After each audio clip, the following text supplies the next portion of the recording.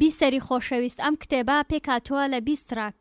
تراکی یەکەم پێشەچی نووسەر، تراکی دووەم پێشەچی کتێب، تراکی سێیەم کۆمەڵناسی کەی سەری هەڵداوە، تراکی چوارەم زانستی کۆمەڵناسی چییە، تراکی پێنجەم پەیوەندی کۆمەڵناسی بە زانستەکانی تر، تراکی شەشەم ئۆگست کۆنت و کۆمەڵناسی، تراکی حەفتەم ئەمیل دۆرکایم و کۆمەڵناسی، تراکی هەشتەم کلتور و کۆمەلگا، تراکی نۆیەم بیر و باوەڕی ئاینی لای بیرمەندانی کۆمەڵایەتی، تراکی دەیەم پەیوەندی دابوونەریتی کۆمەڵایەتی بە یاسا، تراکی 11 پەراوێزەکانی بەشی یەکەم، تراکی 12 بەشی دووەم دیاردە کۆمەڵایەتیەکان، تراکی 13 خێزان وەک دامەزراوەیەکی کۆمەڵایەتی، تراکی 14 چەمکی خزمایەتی و جۆرەکانی، تراکی 15 چەمکی هاوسەرگیری و جۆرەکانی،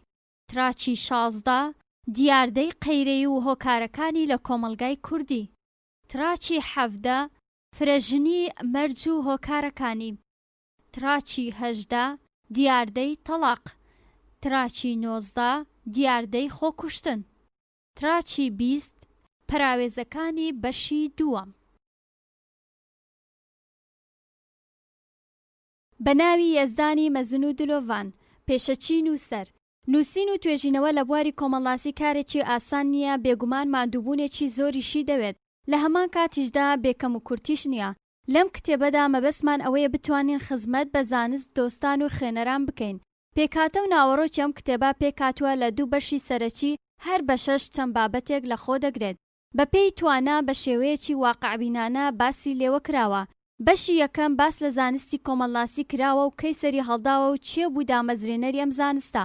چەندین بابەتی تریش باس کراوە. بەشی دووەمیش باس لە دیاردە کۆمەڵایەتیەکان کراوە. ئەگەر سیر بکەین دیاردە کۆمەڵایەتیەکان زۆرن، بەڵام ئێمە ئەوەی لامان گرنگ بووە و لە کۆمەلگا وەک کێشە و دیاردە دێنە بەرچاوەوە باسمان لێوە کردووە. بۆچی ئەم ناو نیشانە؟ لای زۆربەمان ئاشکرایە کۆمەڵناسی زانستی کۆمەلگایە، یاخود زانستێکە لە دیاردە کۆمەڵایەتیەکان دەکۆڵێتەوە. ئێمەش لەژێر ڕۆشنایان پێناسەیە ئەم ناو نیشانەمان هەڵبژاردووە. سوپاسی یەزدان دەکەم کە توانای پێبەخشیوم بۆ تەواوکردنی ئەم پەرتووکە. هەروەها دەمەوێت سوپاسی هەموو ئەو کەسانە بکەم کە یارمەتیان داوم. سوپاسێکی زۆری مامۆستا سەلام خۆشنام دەکەم کە یارمەتێکی زۆری داوم بۆ نووسین و پێشەچی گرتۆتە ئەستۆی خۆی. بە فرانباری 2707 کوردی.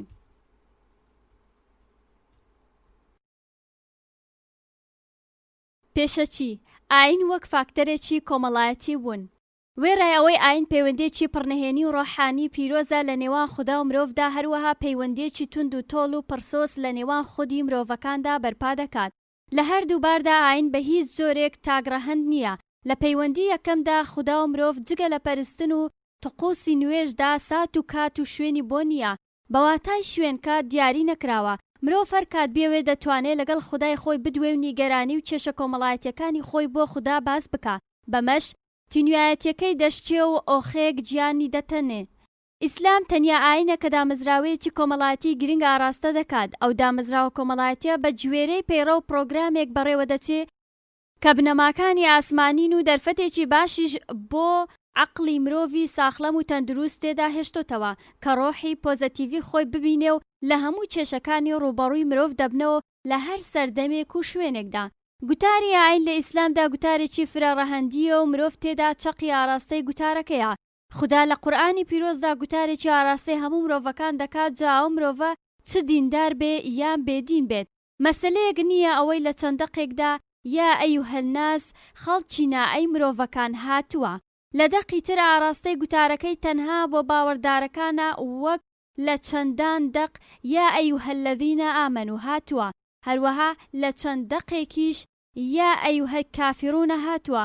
لەمەدا دەناسرێتەوە مرۆڤەکان لە چەندبارێک دابن و هەڵگری هەر جۆرە باوەڕێک بن بەشێک لە گوتاری خوددا دەیانگرێتەوە. لەلایەکی ترەوە لە ئیسلامدا هێندە جەخت کراوەتە سەر خێزان و ئەندامانی خێزان و قودسیەتی خێزان. هیچ هیزرێکی کۆمەڵایەتی یان بیر و باوەڕێکی تر هێندە تەرکیز و جەختی لەسەر خێزان نەکردوتەوە. مرۆڤەکان لەو یەکە کۆمەڵایەتی خێزاندا ماف و وەرچیان دیاری کراوە و هیچ ئەندامێک پاسیڤ نییە، هیچیان پەراوێز نەکراون. پەیوەندی ژن و مرد هێندە پیرۆ سیرکراون بە جۆرێ هەتا لە ناو خودی خێزاندا چەند کاتێک دیاری کراون کە هیچ کەسێک بۆی نییە لەو کاتانەدا ئەو سنوورە ببەزێنێ. پەیوەندی کۆمەڵایەتیەکان لە خێزانەوە پەرە دەسێنێت و پەیوەندیەکە لەسەر چەند بنەمایەک بنیا کراوە. هەروەها چەند دابوونەریتێکی کۆمەڵایەتی بەشێک لە مەراسیمیەکان بەڕێوە دەبن. پەیوەندی هاوسەری هەموو سنووردابوو نەریت و کلتورەکان دەبەزێنێ. ئەوانەی ئەو پەیوەندیە لە جوغزی عەشیرەتێک، قەومێک یان وڵاتێک بچووک دەکەنەوە، ئەوە تەنها دیتنی خۆیان بۆ ئاین دەردەبڕن، ئەگەرنا ئەو چەمکە لە ئیسلامدا بە هیچ جۆرێک ئاواتە سگ ناکرێتەوە. بیناکردنی خێزان هاوکات بووە لەگەڵ دروستبوونی مرۆڤدا. هەروەها تاکەکەی خێزان پەیوەندێکی پیرۆزە و بینای خێزان دەکەن. توندوتۆڵی پەیوەندیەکە هەرتەنیا پەیوەست نییە بە سێکسەوە، وەک زۆربەی هاوسەرگیریەکانی دەرەوەی ئەتمۆسفیەری دین، بەڵکو سێکس تەنها فاکتەرێکە و چەندەها فاکتەری تر هەن ئەو یەکە کۆمەڵایەتیە پیرۆزتر دەکەن. هەروەک چۆن ئیسلام پەیڕە و پرۆگرامی هەیە بۆ خێزان، بە هەمان شێوەش چەند بنەمایەکی هەیە بۆ هەڵوەشانەوەی ئەو پەیوەندیە ئەگەر وارێکەوت پەیوەندیەکە بە دروستی بەپێی بنەما و شەنگستەکان بەڕێوە نەچوون. تەلاق یاخود جیابوونەوە ڕوویەکی هەڵوەشانەوەی خێزاندا، بەڵام لە ڕوویەکی تر بیناکردنی دوو خێزانە، نەک یەک خێزان. مرۆڤ خۆی کاینێکی پڕ تەلیسمەکردنەوەی ئەو هەموو تەلیسمانە کلیلی خۆی هەیە، هەروەها تەکنیکی خۆشی دەوێ. دوو مرۆڤ لە دوو دنیای جیاواز، دوو کەلتوری جیاواز، دوو میزاژی جیاواز، دوو کەسایەتی جیاواز، کەسایەتی کە لە یەکەیەکی هاوسەرگیری کۆ دەکرێتەوە.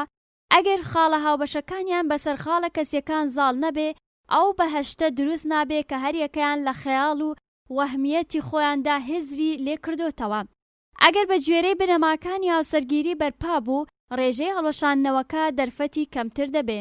وەک گوتمان، ئەگەر مەسەلەی تەلاق حەتمی بوو، ناچاری بوو، هەردوو لا گەیشتنە حەقیقەتێک کە ناتوانن چیتر بەردەوام بن، ئەوە زۆر وارێککەوتووە هەڵوەشانەوەی ئەو خێزانە، بەتایبەت ئەوانەی مناڵیان نییە، بۆتە هۆی دروستبوونەوەی دوو خێزانی تەبا، نەک یەک خێزانی پڕ کێشە و هەرام. بێگومان ئەگەر منداڵیان هەبوو، ئەوە منداڵەکان باجی هەرە گەورەی ئەم هەڵوەشانەوەیە دەدەن و لە سۆزی دایک و باوک بێبەش دەکرێن. ئەو بێوەریکردنەوەیە لەوانەیە سەربچێشێ بۆ چەندەها کێشەی کۆمەڵایەتی کە زۆربەی وڵاتە ڕۆژاوایەکان و خەلیجیەکانی گرتوتەوە.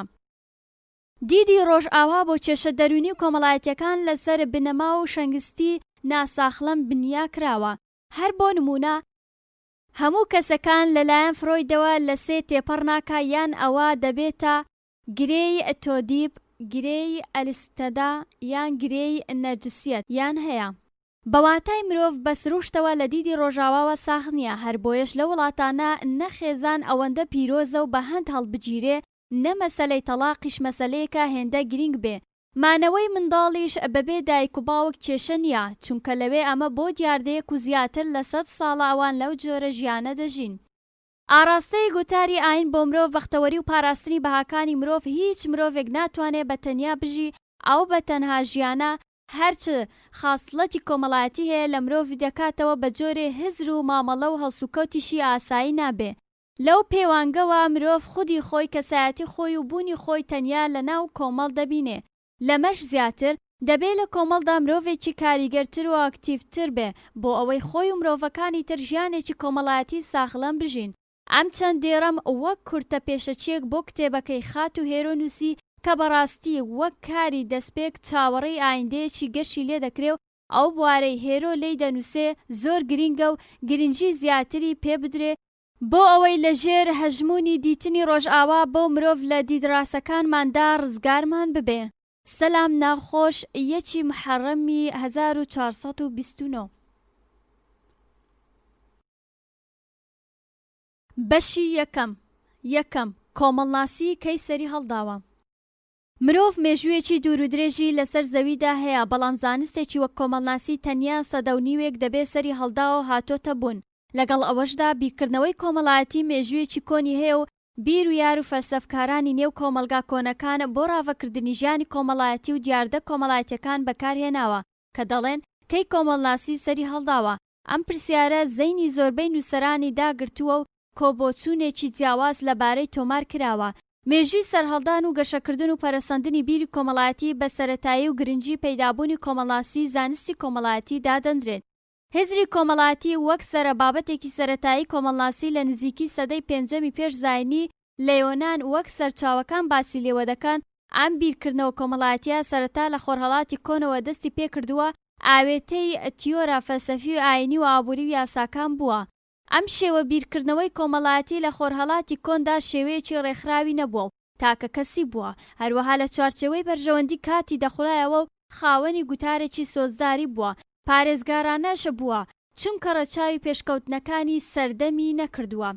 لەلایەکی تر شوێنەوارناسەکانە هەوڵیان داوە ساغی بکەنەوە کە کۆمەلگا کۆنەکان ڕۆژهەڵاتی ناوەڕاست و دۆڵی نیل و ڕۆژهەڵاتی ئاسیا بەگشتی و لە هەردوو کۆمەڵ وڵاتانی میسر و بابل بە تایبەتی چەند خاڵ و لایەن و بیرروبۆچوون و پێکاتەی جیاجیا بەدی کراوە.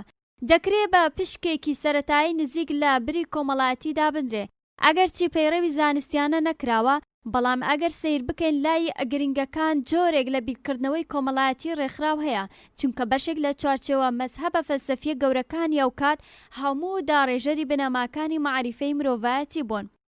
بەر لە ئەفڵاتون تەنیا هەندێک نووسینی کەم بەدی دەکەین لەبارەی کۆمەلگا. کتێبی کۆماری ئەفڵاتون گەورەترین کاری هزریە و گرنگترین کاری ئەفڵاتونە لەبارەی مێژووی کۆمەڵناسەوە. هەروەها دوای ئەمەش ئەرستۆ زۆرترین کاریگەری هەیە لەسەر فەلسەفەی کۆمەڵایەتی. کتێبی سیاسەتی شتاڕادەیەک وەک دەروازەیەک بۆ توێژینەوەی دیاردە کۆمەڵایەتیەکان. لە هەمووی ئەمانەش گرنگتر وتەیەکی هەیە دەڵێت مرۆڤ ئاژەڵ یان بوونەوەرێکی کۆمەڵایەتیە. جا بەم شێوەیە هزرە کۆمەڵایەتیەکان بە چەندی قۆناغ تێپەڕیوە و دواتر کۆمەڵناسی نوێ لە قۆناغی سەرەتایی بەرهەم هاتووە و یەکەم کەسیش کە وشەی کۆمەڵناسی بەکارهێنابێ ئۆگەست کۆنتە، ئەویش لە ساڵی 1839 بوو. کۆمەڵناسی لە سەردەستی ئەم کەسایەتیە دامەزراوە. ئەم زانستە لە کۆتایی سەدەی 19ەوە سەری هەڵدا هەر لەگەڵ بڵاوبوونەوەی بەرهەمەکانی لە فەڕەنسا ڕوانگەیەکی سربەخۆ لە بواری لێکۆڵینەوە کۆمەڵایەتیەکان هاتە ئاراوە. لەم ڕووەوە بە باوکی کۆمەڵناسی یان داناوە، چونکە بڕوای وابوو کە دەتوانێت یاساگەلێکی کۆمەڵایەتی بەرپا بکەن وەک چۆن زانایانی سروشتی لە بواری یاساکانی فیزیا و زیندەوەرزانی پێگەیشتون. کۆمەڵناسی لە سەردەستی ئۆگەست کۆنت هێدی بیرکردنەوە کۆمەڵایەتی خەریک بووە، ڕۆگەلێکی بابەتیانە وەربگرێت و بە دوای ڕاستیەکانی ژیانی کۆمەڵایەتیدا بگەڕێت. فرنکلین گیدنیس ئەوە دووپات دەکاتەوە کە کۆنت لێکۆڵینەوەی دیاردە کۆمەڵایەتیەکانی لە ڕوانگەی کۆمەڵناسیەوە پێشبینی کردووە. لەژێر ڕۆشنایی ئەوەشەوە دەکرێت بڵێن کۆنت دۆزەرەوەی ئەم جۆرە لێکۆڵینەوەیە. لە کۆتاییدا دەتوانین مێژووی کۆمەڵناسی بە لەبەرچاوگرتنی پەرەسەندنی زانست و بیرۆڕا تیۆریەکانی زانایان لە دوو قۆناغی گشتیدا چڕ بکەینەوە. یەکەم قۆناغی هزرە کۆمەڵایەتیەکانە کە سیفەتی باوتیایدا بوونی بیرکردنەوەی سیاسەتی و کۆمەڵایەتی و ڕەنگێکی فەلسەفی تەواوی هەیە و درێژترین قۆناغە لە مێژووی کۆمەڵناسیدا. دووەم قۆناغی کۆمەڵناسی نوێ کە لە سەدەی 19ەمەوە دەست پێ دەکات و تا ئێستا بەردەوامە. لەم قۆناغەدا کۆمەڵناسی سربەخۆیی زانستی خۆی وەرگرت و بە خێرایی پەرەی سند. ئەم بەشە بە کۆتا هات. زانستی کۆمەڵناسی چییە؟ کۆمەڵناسی سۆسیۆلۆژی وشەیەکی لاتینیە لە دوو بڕگە پێک دێ. سۆسیۆ بەواتای کۆمەلگایان کۆمەڵ و لۆژی بەواتای ناسین یان زانست و زانیاری دێ. دەتوانین بڵێن کۆمەڵناسی زانستی کۆمەلگای مرۆڤە لە فۆرمە جۆربەجۆرەکاندا. هەوڵی پشکنین و شیکردنەوەی کاروبار و کێشە و گیرروگرفتەکانی ژیانی کۆمەڵایەتی دەدات، هەروەها گرنگی بە دیاردە و پەیوەندی کۆمەڵایەتیەکانی ژیانی کۆمەڵایەتی تاکەکانی کۆمەلگا دەدات. پێناسە و ناسینی کۆمەڵناسی پەیوەندیەکی ڕاستەوخۆی بە بابەتەکەوە هەیە، چونکە پێناسەی هەر زانستێک بریتیە لە دەربڕینی تایبەتمەندیەکانی ئەو زانستە. لە ڕاستیدا پێناسەی هەر زانستێک لە دەستپێکەکەیدا هیچ مانایەکی نییە، چونکە لە پاش لێکۆڵینەوەی ورد لەو زانستە دەتوانین تێبگەین بابەتەکە چییە، باس لە چی دەکات. زانستی کۆمەڵناسی لە زانستە تازەکان دەژمێردرێت و نزیکی سەدەیەکە هاتۆتە ئاراوە. لەگەڵ ئەوەش ئەگەر پێناسەی ئەم زانستە بکەین دەتوانین بە قەت ژمارەی زانایانی کۆمەڵناسی پێناسەی بکەین، بەڵام لە نێوان ئەمانەدا کامیان نزیکترە لە چەمکەکە، چونکە هەر کۆمەڵناسێک بە گوێرەی میتۆد و لێکۆڵینەوەی ڕوانگەی خۆی پێناسەی کردووە. یەکەم کەسیش کە وشەی کۆمەڵناسی سۆسیۆلۆژی بەکارهێناوە ئۆگەست کۆنت بوو لە ساڵی 1839 کە چەندین پێناسەی بۆ کۆمەڵناسی کردووە. وەک دەڵێ کۆمەڵناسی زانستێکە ڕاوەی هەندێ بابەتی دەستنیشانکرا و دەکا و دەستگا کۆمەڵایەتیەکانیش بە هەموو لایەنەکانیانەوە دەخاتە بەر ڕاوە و لێکۆڵینەوە. یاخود کۆمەڵناسی بە زانستی شیکردنەوەی دیاردەکانی ژیانی کۆمەڵایەتی دادەنێت وەک زانستێکی سربەخۆ لە ڕیزی پۆڵێنکردنەکەی بۆ زانستەکان جێگەی کردوتەوە. کۆمەڵناسێکی تر بە ناوی هنری گیدنس پێی وایە کۆمەڵناسی توێژینەوەیەکی زانستی کۆمەلگایە. ماکس ڤیبەر کۆمەڵناسی ئەڵمانی 1864 بەرامبەر 1920 بڕوای وابوو کۆمەڵناسی زانستێکە دەیەوێت لە ڕێشیکردنەوەی واتە خودیەکانەوە ڕەفتاری کۆمەڵایەتی بناسێت و زانستیانە تەفسیری بکە. هەروەها ڕۆبەرت ماکیفەر دەڵێ کۆمەڵناسی ئەو زانستەیە کە دەور و خولی پەیوەندیە کۆمەڵایەتیەکان دەدات. و جۆرج گۆرفیش کۆمەڵناسی فەڕەنسی لە وتارێکدا لەژێر ناوی بابەت و میتۆدی کۆمەڵناسیدا دوای ئەوەی زۆربەی پێناسەکانی کۆمەڵناسان تاوتوێ ڕەت دەکاتەوە لە ئەنجامدا بە حەزەرێکی تایبەتیەوە ڕای دەگەێنێ کە کۆمەڵناسی لە دیاردە کۆمەڵایەتیە گشتیەکانە. گروپ بەندیە بچووکەکان و کۆمەلگا گەورەکان لە ڕووی ڕەوتی دروستبوونی و لە ناوچوونیان دەکۆڵێتەوە. ئادۆڕۆس پێی وایە کۆمەڵناسی زانستی کۆمەلگایە. لێرەدا بۆمان دەردەکەوێت کە هەر زانا و کۆمەڵناسێک بە گوێرەی بۆچوون و تێگەیشتنی خۆی پێناسەی کۆمەڵناسی کردووە. زانستی کۆمەڵناسی لە هەر وڵاتێک گرنگی خۆی پێدراوە، هەوڵی پێشکەوتنی دراوە، بەڵام ئەم زانستە پەیوەندیەکی توندی بە جۆری سیستەمی سیاسی و کۆمەڵایەتی کۆمەلگاوە هەیە. ئەم بەشەش بە کۆتا هات.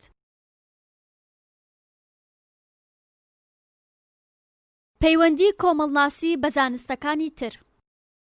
کۆمەڵناسی بەلقێکی زانستە کۆمەڵایەتیەکاندا دەدرێت کە لە ڕووی بابەتیەوە پەیوەندی بە زانستەکانی ترەوە هەیە. ناتوانین بەبێ ئەنجامەوە دەسهاتوەکان لە زۆربەی بوارەکانی تردا بتوانین بە شێوەیەکی سربەخۆیانە توێژینەوەی کۆمەڵناسی ئەنجام بدەین. چونکە کۆمەڵناسی بە زانستێکی چواریانیە کە لە ئەنجامی بێگەیشتنی زانستەکانی تر دەست دەکەوێت. زانستە کۆمەڵایەتیەکان هەریەکیان لەلایەکی ژیانی کۆمەڵایەتی دەکۆڵنەوە و پەیوەندیەکی نزیکیان بە یەکتریەوە هەیە. هەریەکەیان سەرنجی خۆی لەسەر لایەنێکی تایبەتی ژیانی کۆمەڵایەتی چڕ دەکاتەوە. هەروەها کۆمەڵناسی پەیوەندی بە گشت زانستە کۆمەڵایەتیەکانی ترەوە هەیە. جیاکردنەوەی بابەتەکان لە یەکتری بە یەکجاری ئاسان نییە. هەر لقەیەک یارمەتی لقەیەکی تر دەدات و کۆمەڵناسیش سەرەڕای ئەوەی یارمەتی لقەکانی تر دەدا خۆشی یارمەتی لە لقەکانی تر وەردەگرێت.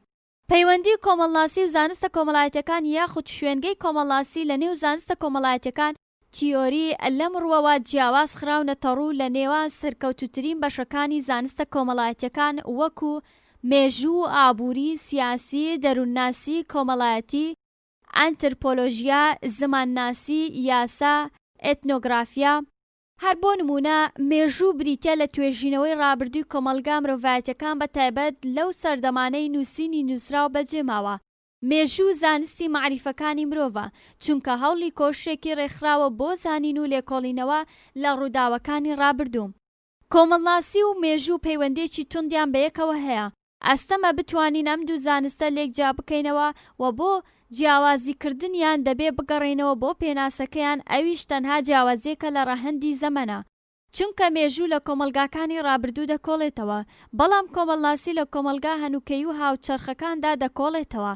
ئەمە دیتنێکی تاگڕەهەندی مێژووە، ئەگەرنا مێژوو هەر بریتی نییە لە تۆمارکردنی ڕووداوە کۆمەڵایەتی و سیاسیەکانی ڕابردوو، بەڵکو دەکرێت لە ڕووداوەکانی ئێستاش بکۆڵێتەوە. مێژوو بۆ ڕوونکردنەوەی ڕابردووی کۆمەڵایەتی و کاریگەری لەسەر ڕەوشی ئێستا پێویستە لەلایەنی کۆمەڵناسیەوە بایەخی پێ بدرێ، چونکە ناتوانین لە تاکە کەسەکان بکۆڵینەوە بەبێ لەبەر چاوگرتنی ڕابردوویان یاخود دامەزراوە کۆمەڵایەتیەکان ڕابردوویەکی دوور و درێژیان هەیە بۆ وەدەسێنانی زانیاری لە ڕەوشی ئێستایان بەپێی لەبەر چاوگرتنی ئەم هەژمونەی مێژوو کارێکی نادروستە. مرۆڤناسی کۆمەڵناسی لە کۆمەلگا دەکۆڵێتەوە، کەچی مرۆڤناسی لە مرۆڤ ئەگەرچی لە دواییدا ئامانجی هەردووکیان لە یەکتری نزیکە، بەڵام چۆنێتی ئاراستەی توێژینەوەیان جیاوازە.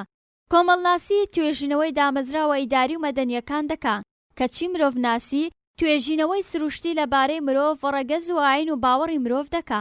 کۆمەڵناسی بە شێوەیەکی سەرەکی لە کۆمەلگای تەکنۆلۆژی و پێشکەوتووەکان دەکۆڵێتەوە. کەچی مرۆڤناسی بە شێوەیەکی سەرەکی توێژینەوەی کۆمەلگا سەرەتایەکان دەکات. توێژینەوەی کۆمەڵناسی زیاتر تیۆری و تەنانەت ئەگەر ئیشی مەیدانیشی بکە ئەوە کەمخایەن دەبێ. کەچی مرۆڤناسی توێژینەوەیەکی مەیدانی درێژخایەنە. کۆمەڵناسی لە ڕووداوە سەردەمیەکانی وەکو تەلاق و دزی و تاوان و تادوایی دەکۆڵێتەوە. مرۆڤناسی زیاتر توێژینەوەیەکی کلتوریە لە دابوونەریت و بەها و بیر و باوەڕ دەکۆڵێتەوە. ئەم بە 6 بە کۆتا هات.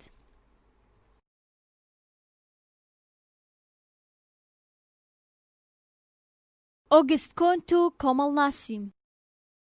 ئۆگست کۆنت فەیلسوف و ماتماتیکزانێکی فەڕەنسی بوو. لە ساڵی 1798 لەدایک بووە. لە تەمەنی 18 ساڵیدا پسپۆڕی ماتماتیک بووە و وانەی وتوێتەوە. لە تەمەنی 28 ساڵیدا لێکۆڵینەوەکانی هێندە قوڵ و بەرفراوان بوون. تەنانەت ژمارەیەکی زۆر لە بیرمەندە گەورەکانیش لە پۆلەکەیدا ئامادە دەبوون. کۆنت بناغەدانەری پۆزیتیویسم بووە. یەکەم کەس بوو کە وشەی کۆمەڵناسی بەکارهێناوە. هەروەها ئەم کەسایەتیە بە دامەزرێنەری سۆسیۆلۆژیای مۆدێرن دادەنرێت. تەنانەت بەداهێنانی ناوەکەشی لە قەڵەم دەدرێت. کۆنت کاریگەری ڕوون و ئاشکرای دید و بۆچوونەکانی سانت سیمۆنی بەسەرەوە بوو. بە تایبەتی ئەوەی پەیوەندی بە فەلسەفەی پۆزتیڤی و ئاڕاستەی بەرەو پێشچوونی کۆمەڵایەتیەوە هەبووە. ئەو کاتەی سانتی ناسیوە تەمەنی لە سەرووی 6 ساڵیەوە بوو. هەروەها کۆنت سکرتێری سانت بوو. هەر بەم هۆیەوە هۆگریەکی زۆری بەرامبەر سونەتەکانی ئەنسکلۆپیدیک هەبووە. سەرەڕای کاریگەری زۆری سانت بەسەر کۆنتەوە. لە ساڵی 1824 ناکۆکی کەوتێتە نێوانیان. بەهۆی هەوڵ و تەقەڵای کۆنت بۆ خۆ دەرباسکردن لە کاریگەری مامۆستاکەی و بنیاتنانەوەی هزری سربەخۆیی تایبەت بەخۆی لەو قۆناغەدا سانت سیمۆن جەختی لەسەر چاکسازی دەستبەجێ دەکردەوە لە ڕێی پیاوانی خاوەن سامان و پیشەوەرانەوە. لە کاتێکدا کۆنت پێداویستی پەرەسەندنی کاری تیۆری پرەنسیپە زانستیەکانی وەک یەکەم هەنگاو بەلاوە گرنگ بوو، چونکە بەلای ئەوەوە ئەمە مەرجی سەرەکی بوو بۆ هەر ریفرۆمێکی ڕاستەقینە. هەروەها ناوبراو لە یەکەمە و کەسانەیە کە هەستی بە پێویستبوونی هاتنەکایە زانستێکی تایبەت بە ناسینی کاروباری کۆمەڵایەتی بە ناوی فیزیای کۆمەڵایەتی کرد. ئەو زانستەی وا ناساند کە زانستی شیکردنەوەی دیاردە کۆمەڵایەتیەکانە. بەڵام دوای ئەو ئارۆلف کیتلیا ئەم ناوەی لە هەندێک ئەزمون و تاقیکردنەوەکانی خۆینا کە لەمەوبەر کۆمەڵەوە بە ئەنجامی گەیاندبوو. بۆیە کۆنت لەو باوەڕەی خۆی پاشگەز بووە. سۆسیۆلۆژیای هێنایە ڕیزی زانستەکانەوە بەم جۆرە ڕیزکردن: ماتماتیک، گەردوونناسی، کیمیا، فیزیا، بایۆلۆژی، ئاکار. ناوبراو دەروونناسی بە زانستێکی سربەخۆ نەدەزانی. پێی وابوو کە بە یارمەتی زیندەوەرناسی و کۆمەڵناسی دەتوانێت دیاردەکانی ژیانی دەرونی مرۆڤ شی بکەوە و بڕوای بە فەلسەفە و مێژوو هەبوو. دەیگوت کۆمەڵناسی دوایین زانست و ئاڵۆسترینیانە. هەر وەک چۆن زیندەوەرناسی زانستێکە چەندین بەش و لقی دیاریکراوی لێ دەبێتەوە. کەواتە کۆمەڵناسی زانستێکە چەند بەشێکی وەکو مێژوو، سیاسەت و ئابووری و دەروونناسی هیتریش دەگرێتە خۆی. هەروەها بە بڕوای کۆنت مرۆڤ لە درێژەی هەڵ و تەقەڵا بەردەوامەکانیدا بە مەبەستی تێگەیشتن و ئیستیبدالی کێشەکانی جیهان و ژینگەی خۆی سێ قۆناغی یەک بە دوای یەک تێدەپەڕێنێت. یەکەم، قۆناغی تیۆلۆژی. دووەم، قۆناغی میتافیزیکی. سێیەم، قۆناغی پۆزیتیڤیسم. قۆناغی یەکەم بریتیە لەوەی کە هۆکارە سەرەتاییەکان بە گشتی خواکان بەهۆی ڕووداوە جۆبەجۆرەکان لە قەڵەم دەدرێن. مرۆڤ لەم قۆناغەدا پەرەنسیپی ئاینی بۆ شرۆڤەکردنی جیهانە کۆمەڵایەتیەکەی دەبەستێ. بەڵام لە قۆناغی دووەم کۆنت پێی وایە لە قۆناغی یەکەم پێشکەوتووترە کە ئیعتیماد دەکاتە سەر پەرەنسیپی فەلسەفە و ئەزموون بۆ ڕزگارکردنی ژیانی کۆمەڵایەتی. هەروەها پێی وایە کە تیایدا هۆی شیکردنەوەی دیاردە کۆمەڵایەتەکان گشتگیرن، بەڵام هێشتا چاودێریکردن و ئەزموون و میتۆدی زانستی سەری هەڵنەداوە و بەڵگەهێنانەوەی لۆجیکێکی تایبەت بەسەر هزری خەڵکەکەدا زاڵە. قۆناغی سێم لێرەدا مرۆڤ پشت بە لێڕامان و لێکۆڵینەوەی زانستیانە بە ئەزموون و کردەوە و لێکۆڵینەوە لەسەر هۆکاری دیاردەکان دەکات. مرۆڤ لەم قۆناغا گەیشتە قۆناغی شرۆڤەکردنی زانستی، واتە تێرکردنی ڕاستیە زانستیەکان و شرۆڤەکردنیان بەڕێگەی یاساکان کە ڕێکیان دەخات و بریتیە لە شرۆڤەکردنی یەکەم بۆ جیهان چ کۆمەڵایەتی بێ یان سروشت. هەروەها کۆنت لە کۆتایی ئەمەدا دەرچی بەوە کرد کە هەرچی سەرشانیەتی بەبێ چاوەڕوانیکردن و کۆتایی هاتن و کامڵبوونی زانستی کۆمەلگا ڕێکخراوێکی ئایدیالی کۆمەڵایەتی پێشنیار بکە پاشان بەهۆی وەرزبوونێکی لە ڕادەبەدەر تەنانەت گومانی لە میتۆدە تایبەتیەکانی خۆی کردووە. گوتی ئەمڕۆ بوێرانە دەتوانم بڵێم کە مێشتی لاوازی ئێمە هەرگیز ناتوانێت زانستە تەواو مادیەکان درک پێ بکە. بە بۆچوونی کۆن تەنها ڕێگەی چارەسەرکردنی کێشەکانی کۆمەلگا ئاوینێکی گشتی و یەکجار بەهێزە کە تاکەکانی کۆمەلگا بەرەو لای یەکتری ڕابچێشێت.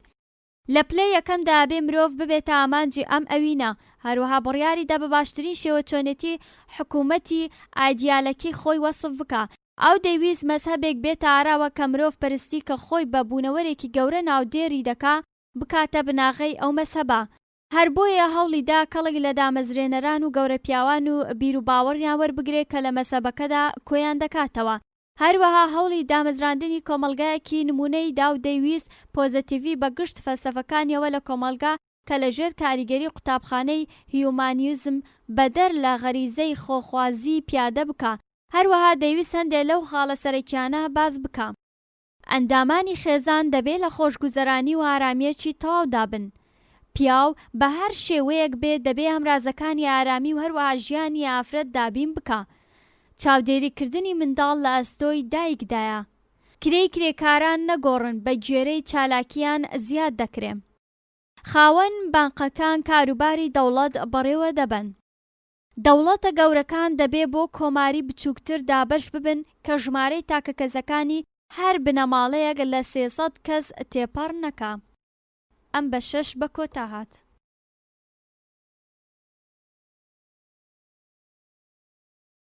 ئەمیل دۆرکایم و کۆمەڵناسی ساڵی 1858 بەرامبەر 1970. دۆرکایم یەکێک لەو کۆمەڵناسانە بوو کە لەژێر کاریگەری داروینزمیدا لە کۆمەلگا کۆڵیوەتەوە هەوڵی داوە مۆرچی زانستی لە ئامانج و پرەنسیپەکانی سۆسیۆلۆژی دیاری بکە. بەرهەمەکانی بە یەکەمین دەقی زانستی کۆمەڵناسیدا دەنرێت و دەورێکی گرنگی لە پێشکەوتنی زانستی کۆمەڵناسیدا بینیوە. دۆرکایم بە دامەزرێنەری قوتابخانەی کۆمەڵناسی فەڕەنسی دەژمێردرێ. دوای ئۆگست کۆنت دۆرکایم دووەم کەسە گۆڕانی لە بنەماکانی کۆمەڵناسیدا کرد. بەرجەستەترین نوێنەری بیرۆڕاکانی کۆنت چاخی ڕۆشنگەریە. داکۆکی لە ڕەسەنایەتی عەقڵ و ئازادی بیرکردنەوە هەروەها کلێسا بوو دەکا. ئەو دژی بەکارهێنانی بیرۆڕای فەلسەفە بوو لە کۆمەڵناسیدا. لەم بارەوە دەیگوت کۆمەڵناسان لە جیاتی پەنابردنە بەر فەلسەفە دەبێت لەو شتانە بکۆنەوە کە بتوانن دەستیان لێ بدەن بە پەنجا ئاماژەیان بۆ بکەن. ناوبراو چەندین پێناسێ بۆ کۆمەڵناسی کردووە. ئەگەر دوایین پێناسە وەرگرین پێی وایە کۆمەڵناسی ئەو زانستەیە کە لە شێوەی تایبەت و جیاوازەکانی ژیانی کۆمەڵایەتی کە پشت بە کۆ و ویژدان دەبەستێ یەکێک لەو زاراوانەی کە دۆرکایم گرنگی پێداوە کۆ ویژدانە. لە ڕوانگەی ئەو کۆمەڵێک دابوونەریت و هۆکار و ئامرازی بە کۆمەڵ کە سەرچاوەکەی کۆمەلگا دێنێتە کایەوە، ئاسەوارەکانی دۆرکایم نوێنەری هەوڵ و تەقەڵایەکی گەورن بۆ تەیارکردنی سۆسیۆلۆژیەکی زانستیانە و بەڕاستی سۆسیۆلۆژیشیش بەر لەو زانستیانە نەبوو. دەتوانین باس لە بەشە بەکەڵکەکانی سۆسیۆلۆژی دۆرکایم بکەین. یەکەم، واقعیەتێکی کۆمەلگا.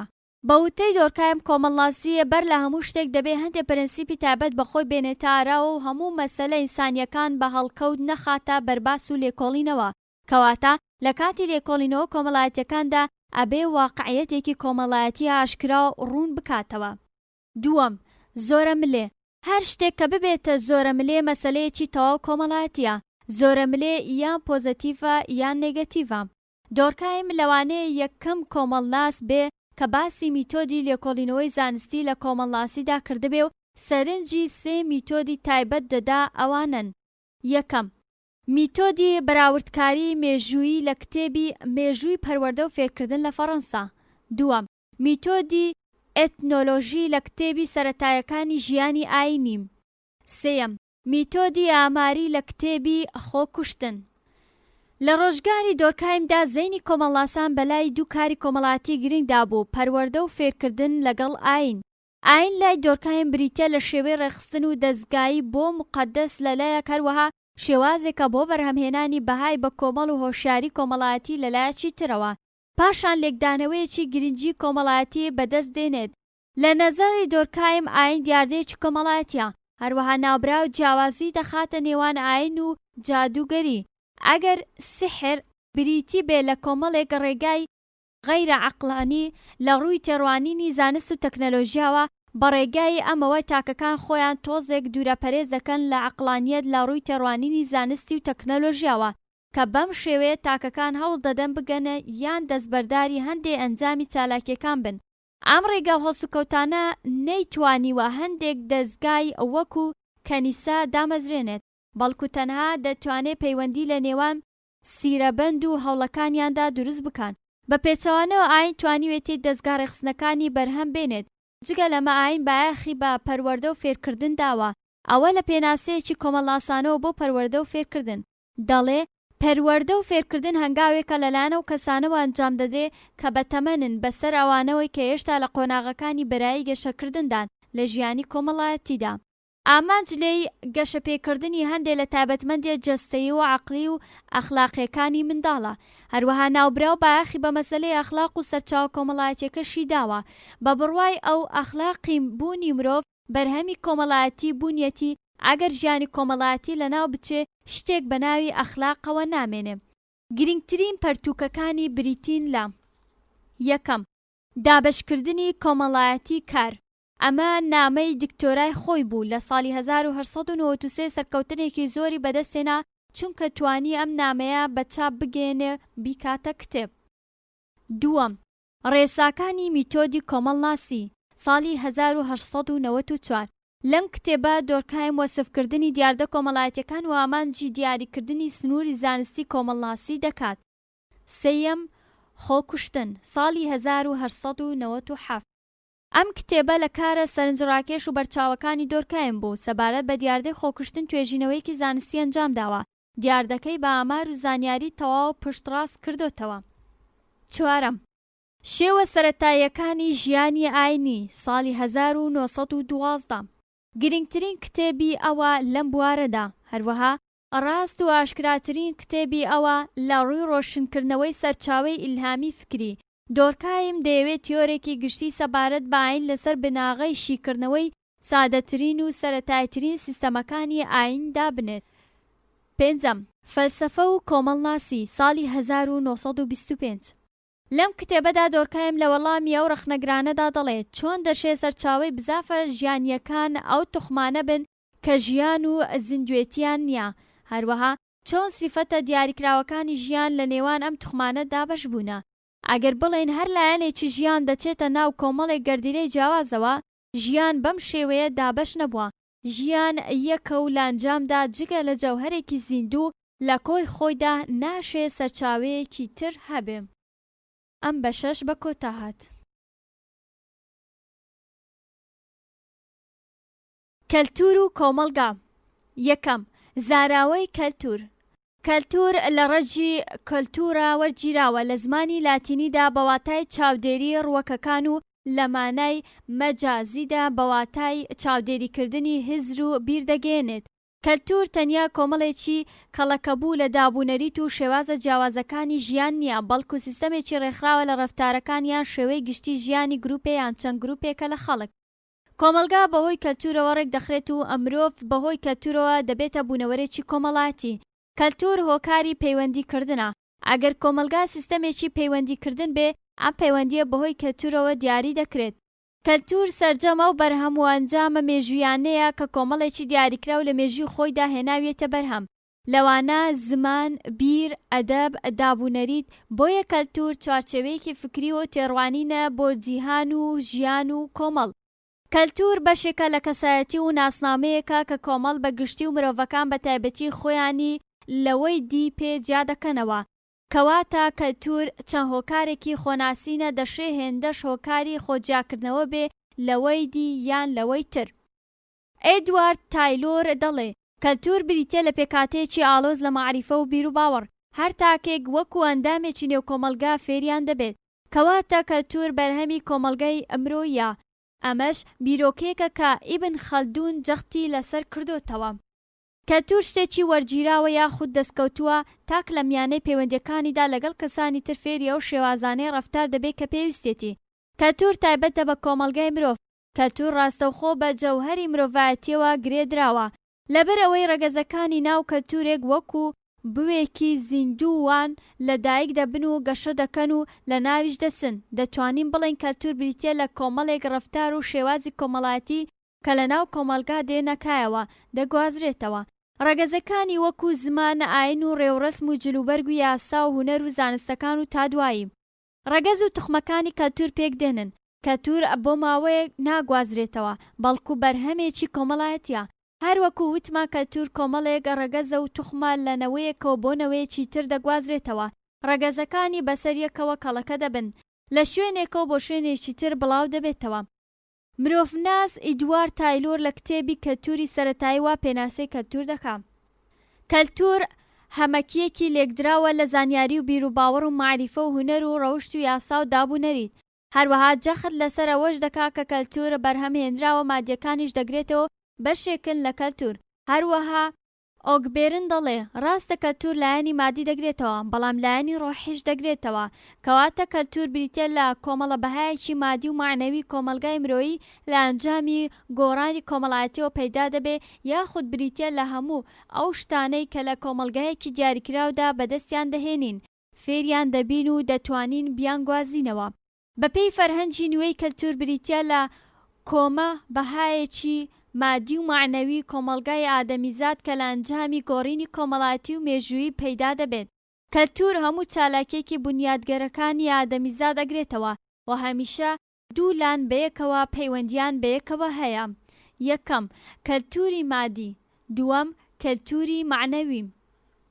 یەکەم بریتە لە هۆیەکانی بەرهەمهێنان لە کۆمەلگا و هەموو بەهامادیەکانی کۆمەلگا لە هەر قۆناغێکی پێگەیشتنی مێژوو خۆیدا بەخۆوە ئەگرێ. لە دووەمدا کەلتور کۆمەڵە دەستکەوتێکی زانستی و هونەری و فەلسەفی کۆمەڵە. دووەم کۆمەلگا. کۆمەلگا لە ڕەجی کۆیە، بە واتای کۆکردنەوە هاتووە، چونکە بە شێوەی ناوی بکەر بەکاردەهێنرێ، بێگومان بەمانای کۆکەرەوە خڕکەرەوە دێ. کۆمەلگا واتای وشەی مجتەمەعە لە عەرەبی و هاوواتای سۆسایەتی ئینگلیزی و سۆسایەتی فەڕەنسی لە ڕەجی لاتینی سۆسایەتیس هاتووە.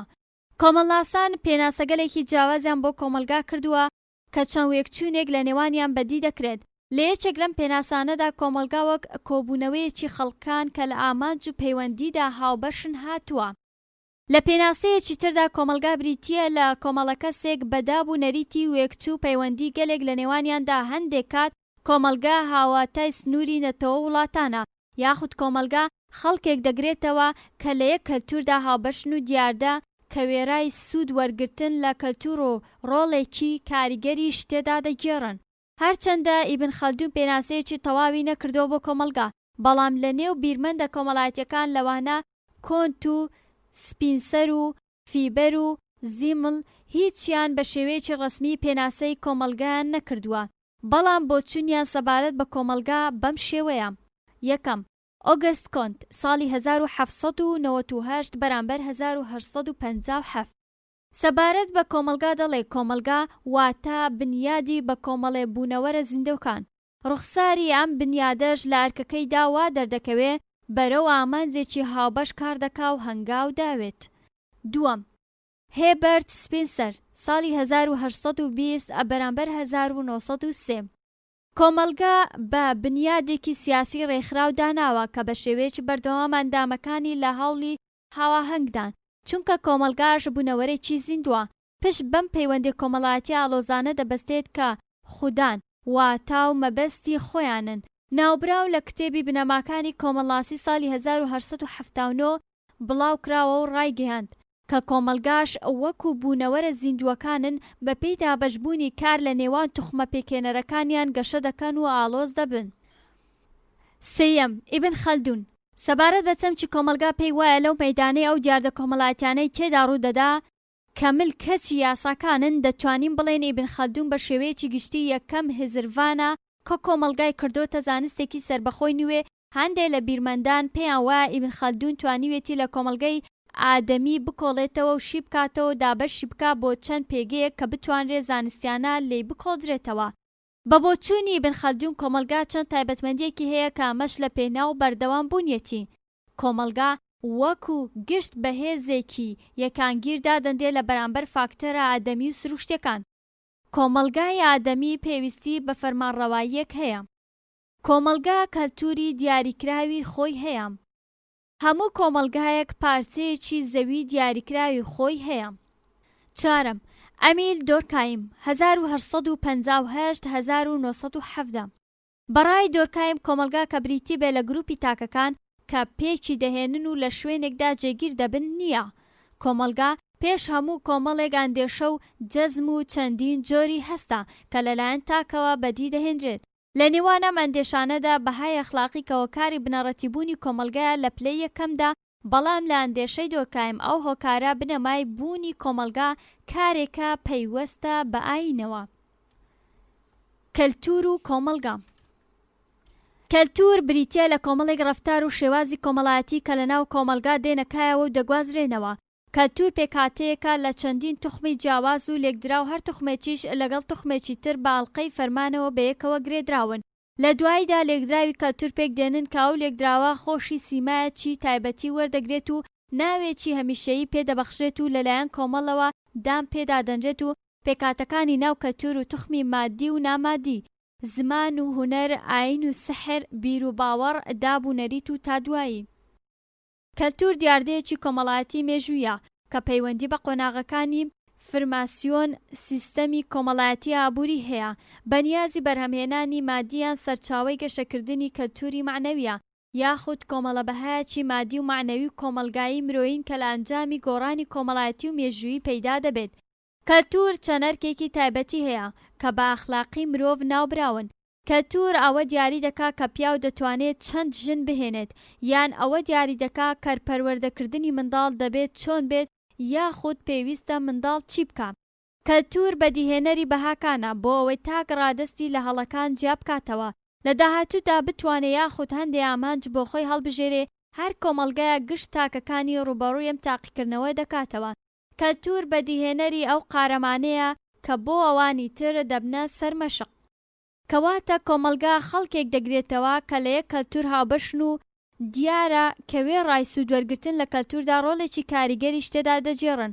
هەر کۆمەلگایەک لە شێوەی یەکەیەکی پراکتیکیدا کار دەکات و تاکەکانی ناوخۆی ناو کۆمەلگایەک هەستی وابەستبوون بە کۆمەلگایان هەیە و بە جۆرێک لە ناخی کۆمەلگا جێگیر دەبن لە بەرامبەر یاساکانی پرۆسەی کاروبارەکانی کۆمەلگادا ملکەچن.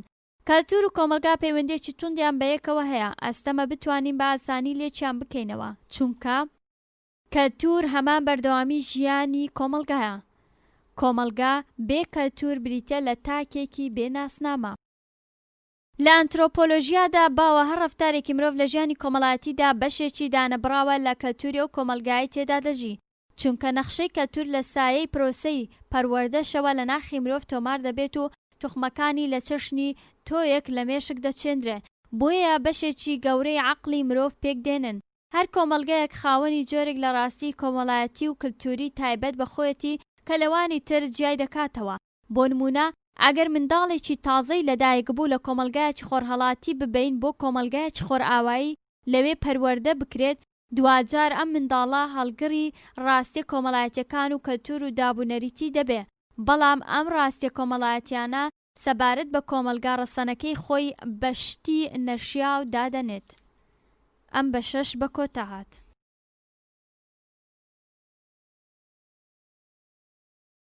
بیر و باوەڕی ئاینی لای بیرمەندانی کۆمەڵایەتی. لە سەرەتادا دەمانەوێت بزانین ئاین چییە. دەتوانین بڵێین ئاین زادەی ئەزموونێکی مێژوویە یان زادەی ئەو ساتە ڕۆحیەیە کە مرۆڤ دەیەوێ تەخەلوق بە خالقیەتی خوداوەند بکە، یاخود پەیوەندێکی ڕۆحی و سۆزداریە لە نێوان مرۆڤ و هێزی سەروی سروش. ئەو هێزەی سەروی سروش لە ئیسلامدا خودی خوای گەورەیە، یان پەرستنی بوونەوەرەکانە، یان ئەو ممارەسانەیە کە مرۆڤ نزیک دەبێتەوە لەوەی کە دروستی کردووە و هەڵسوکەوتی مرۆڤ کۆنتڕۆڵ دەکا، یاخود بریتە لە پەیوەندێکی چڕی نێوان دەرونی مرۆڤ و خوددا و واتە ئەوەی کە دەیپەرستێت. لە دیدی ئەنترۆپۆلۆژیاوە مەبەست لە ئاینی سەرەتاییەکانە کە تێیدا زیاد لە خوداوەندێک دەپەرستێت. ئەمەش جیاوازە لە ئاینی ئاسمانی کە خاوەن تەنیا یەک خوداوەندە. لە ڕاستیدا ئاین لە پاڵ سیستەمێکی تری کۆمەلگا چاودێری چالاکی کردە مرۆیەکان دەکات، بە تایبەتی لە کۆمەلگا بەرایی و نەریتەکان ڕۆڵێکی سەرەکی و بنەڕەتی لە ئاراستەکردنی ئاکاری تاکەکان دەبینێت. سەرچاوێکی سەرەکیە بۆ جیاکردنەوەی شێوەی خراپە و چاکە لە ژیانی ڕۆژانەدا. بیرمەندانی کۆمەڵایەتی یاخود کۆمەڵاسان سەبارەت بە ئاین و بیرۆڕای جیاوازیان هەبووە زۆربەی کۆمەڵاسە کلاسیکەکان مولحید بوون و ئینکاری بوونی خۆیان دەکرد. لە بەرامبەر ئەمەشدا هەندێکیان باوەڕیان بە بوونی خودا هەبووە. لێرەدا بیر و بۆچوونی چەند کۆمەڵاسێک دەخەینە بەرباس. دۆرکایم ساڵی 1858 بەرامبەر 1970 ناوبراو بە دیدێکی پۆزتیڤانە دەیڕوانیە ئاینی وەک هێزێکی نەمری کۆمەلگا سەیر دەکرد و بە دەستگایەکی گرنگی کۆمەڵایەتی پێناسە دەکرد. لە کتێبی فۆرما یاخود شێوە سەرەتایەکانی ژیانی ئاینی ساڵی 1915 کە یەکێکە لە توێژینەوە یەکەمەکان لە بواری کۆمەڵاسی و ئاین تیایدا باسی مەسەلەی وەکو تەوتەمیزم لە کۆمەلگا سەرەتایەکانی کردووە. دۆرکایم لە توێژینەوەکەیدا گەیشتە و دەرەنجامەی کە تەواوی ئەوانەی ئاین لەواتە دەیپەرستێت پیرۆزترین ئەندێشەیە کە کۆمەلگا پێکەوە دەبەستێتەوە واتە هاوبەندی کۆمەڵایەتی بەرپا دەکات. بەپێی بیردۆزی دۆرکایم ئاین پەرستنی گروپێکی کۆمەڵایەتیە ئەو لەبارەی تەوتەمپەرستی لە ناوخەڵکی ڕەسەنی ئوسترالیا گەیشتە ئەو دەرەنجامەی کە تەوتەمپەرستی ئاینێکە تێیدا ئاژەڵی تایبەت گژوگیا شتوماک یان چەند شوێنێک بە پیرۆز دادەنرێت یان بەلایانی کەم پێگەیەکی تایبەتیان بۆ دادەنێن. کارل مارکس ساڵی 1818 بەرامبەر 1882 فەیلسوفی کۆمەڵایەتی سەدەی 19 لە ئەڵمانیا لەدایک بووە لە ژێر کاریگەری بارودۆخی کۆمەڵایەتی ئابووری سیاسی ئەوروپا و ڕەو تەفکرەکانی سەردەمی خۆیدا بووە. بۆچوونی مارکس سەبارەت بە ئاین نێگەتیڤە و تیۆرەکەی سەبارەت بە ئاین لە ساڵی 1857 ڕوونی کردوتەوە کە ئاین وەکو بنیادێکی کۆمەڵایەتی پێناسە دەکات یاخود ئاین ڕۆحی شوێنێکی بێڕۆحە ئاین تلیاکی گەلانە. هەروەها بانگەشەیەوە دەکات سڕینەوەی ئاین وەکو خۆشبەختیەکی وەهمی ناواقعی بۆ خۆشبەختکردنی ڕاستەقینەی خەڵک پێویستە یاخود ئاین هێزێکە کە سیستەمی سەرمایەداری لە ڕێگەی یەخستنی چینە زەحمەتکێشەکان کرێکاران بەهۆی کار زەحمەتەکانیان بەهێز دەکات. ماکس ڤیبەر ساڵی 1846 بەرامبەر 1920 ئابووریزان و کۆمەڵناس و فەیلسوفی ئەڵمانی ناوبراو بە دیدێکی نێگەتیڤانە دەیڕوانیە ئاین ئەو کەمتر لە مارکس بە دیدێکی نێگەتیڤانە دەیڕوانیە ئاین بەڵام نەک وەک دۆرکایم کە ئاین ڕۆڵێکی پۆزتیڤی هەبوو. ڤیبەر ئاینی وەک هێزێک لە هێزە کۆمەڵایەتیەکان دەدیت کە هەم تایبەتمەندی نێگەتیڤ و پۆزتیڤی هەیە و گرنگترین بەرهەمی ڤیبەر لە بواری ئاین هەیبێ ئەخلاقی پرۆستانتی و ڕۆحی سەرمایەداری ساڵی 1901 هەتا 1905 ناوبراو بۆ دەرەنجامە دەگات کە مەزهەبە پرۆستانتەکان بارودۆخی کۆمەڵایەتی و کەلتوری ئەوروپاییان بۆ گەشەکردنی سەرمایەداری ئامادە دەکرد و دوای مردنی لێکۆڵینەوەیەکی دیکەی لە بواری کۆمەڵاسی و ئاین چاپ کرا لە ساڵی 1921. ئیبن خەلدون وەکو بیرمەندێکی کۆمەڵایەتی فاکتەرەکانی ڕووخان و داتەپینی دەوڵەت کە لە خاڵێکدا ئاماژەی پێکرد دەگەڕێتەوە بۆ لاوازی کاریگەری ئاین و ئاین بەو فاکتەرە دەژمێردێ کە هەڵدەستێ بە یەک پارچەیی و یەکگرتنی خەڵک و کێشە و گرفتەکانیان لا دەبات. ئەمەش بە تایبەتی لە سەرەتای دروستبوونی دەوڵەت ڕوون و ئاشکرایە. لەم قۆناغەدا هیچ شتێک لە بەردەم ئەم خەڵکە نابێتە ئاستەنگ و ناوەستێت بەهۆی هاوشێوەی لە ڕاوبۆچوون و دیدیان بۆ ژیان. بەڵام کاتێ ئەم مۆرکە ئاینیە گۆڕانی بەسەر دادێ ئەو کاتە گروپ و کۆمەڵەکان تەنانەت دەوڵەتیش ڕووە و نەمان دەچێت. لەبەرەوەی زۆربەی کۆمەڵاس و فەیلسوفەکانی ئەوروپا لە سەردەمی هەژمونی کەنیسەدا دەرکەوتن بۆیە کەمیان نەبێ ئەگەرنا ئەوانی تر تێڕوانین و هەڵوێستی نێگەتیڤیان لە بەرامبەر ئاین هەیە. ئەوسا ئاین واتای کەنیسەی دەگەیان. کەنیسەش چەند دۆگمایەک بەڕێوەی دەبرد کە دوور بوون لە بنەماڕەسەنەکانی ئاینی یەکتاپەرستی. هەر لەو ڕوانگەوە لە نەزەر ئەوانەی دژی کەنیسا بوون هەموو کارە گریمانەکان و تیۆریەکانی ئەو بیرمەندانەیان بە زانست لە قەڵەم دەدا ئەگەرنا زۆربەی دیدی ئەو کەسانە جگە لە گریمان و بانگەشەکردن چیتی نەبوو. پرەنسیپەکانیشیان تەنیا لەسەر کەلتور و کۆمەلگا و ئاینی ڕۆژاوا دامەزرا بوو. ئەم بەشەش بە کۆتا هات. پەیوەندی دابوونەریتی کۆمەڵایەتی بە یاسا. یەکەم، دابوونەریتی کۆمەڵایەتی چییە؟ دابوونەریت کەلتورێکی کۆمەڵایەتیە. لە کۆمەڵە توخمێک پێکاتووە کە کۆی بیر و باوەڕ و بەهاو پێوانە و باوەڕپێکراوی ئاینی پەیڕەوی سروتی و ڕێژەی میلی و ئەفسانە و هەموو زانیاریەکی تر دەگرێتەوە. جا لە ڕێی گێڕانەوە یان نووسین لە نەوەیەکەوە بۆ نەوەیەکی تر دەگوازرێتەوە، یاخود کۆمەڵێک بیر و باوەڕ و بەهای کۆمەڵایەتی و باوەڕی ئاینی و پەیڕە و سحری و ئەدەب و زانیاری گشتی دەگرێتەوە. دابوونەریت ناچێتە ژێر قاڵبی لۆژیک، هەروەها ملکەتی بەها عەقلانیەکانیش نابێ، بەڵکو زانراوێکی وەرگیراوە لە شێوەی پیرۆزکردندایە. ئەگەر کۆمەلگا بچووک و لە ناویەکدا بێ، ئەوە دابوونەریتیش باڵادەست دەبێت و وەک ئامرازێکە بۆ بڕیاردان لەسەر ڕەفتاری کۆمەڵایەتی. دابوونەریت بە واتەقوڵەکەی شێوەی یۆتۆپیای کۆمەڵایەتی وەردەگرێت کە هەموو لایەنێکی ژیانمان بەڕێوە دەبا و توانای زاڵبوونی بەسەر چارەنووسی مرۆڤایەتیمان هەیە، چونکە بە هەموو چەمک و بەها و دەلالەتیەکانەوە ڕیشەیەکی داکوتراوی مێژوویە لە نێو بنیادی کۆمەلگا. دووەم، یاسا چییە؟ بە شێوەیەکی گشتی یاسا بریتە لە پەیوەندی پێویست و کاریگەر و دەرەنجامی ڕاستەوخۆ کە لە سروشتی بوونەوەرەکان وەرگیراوە.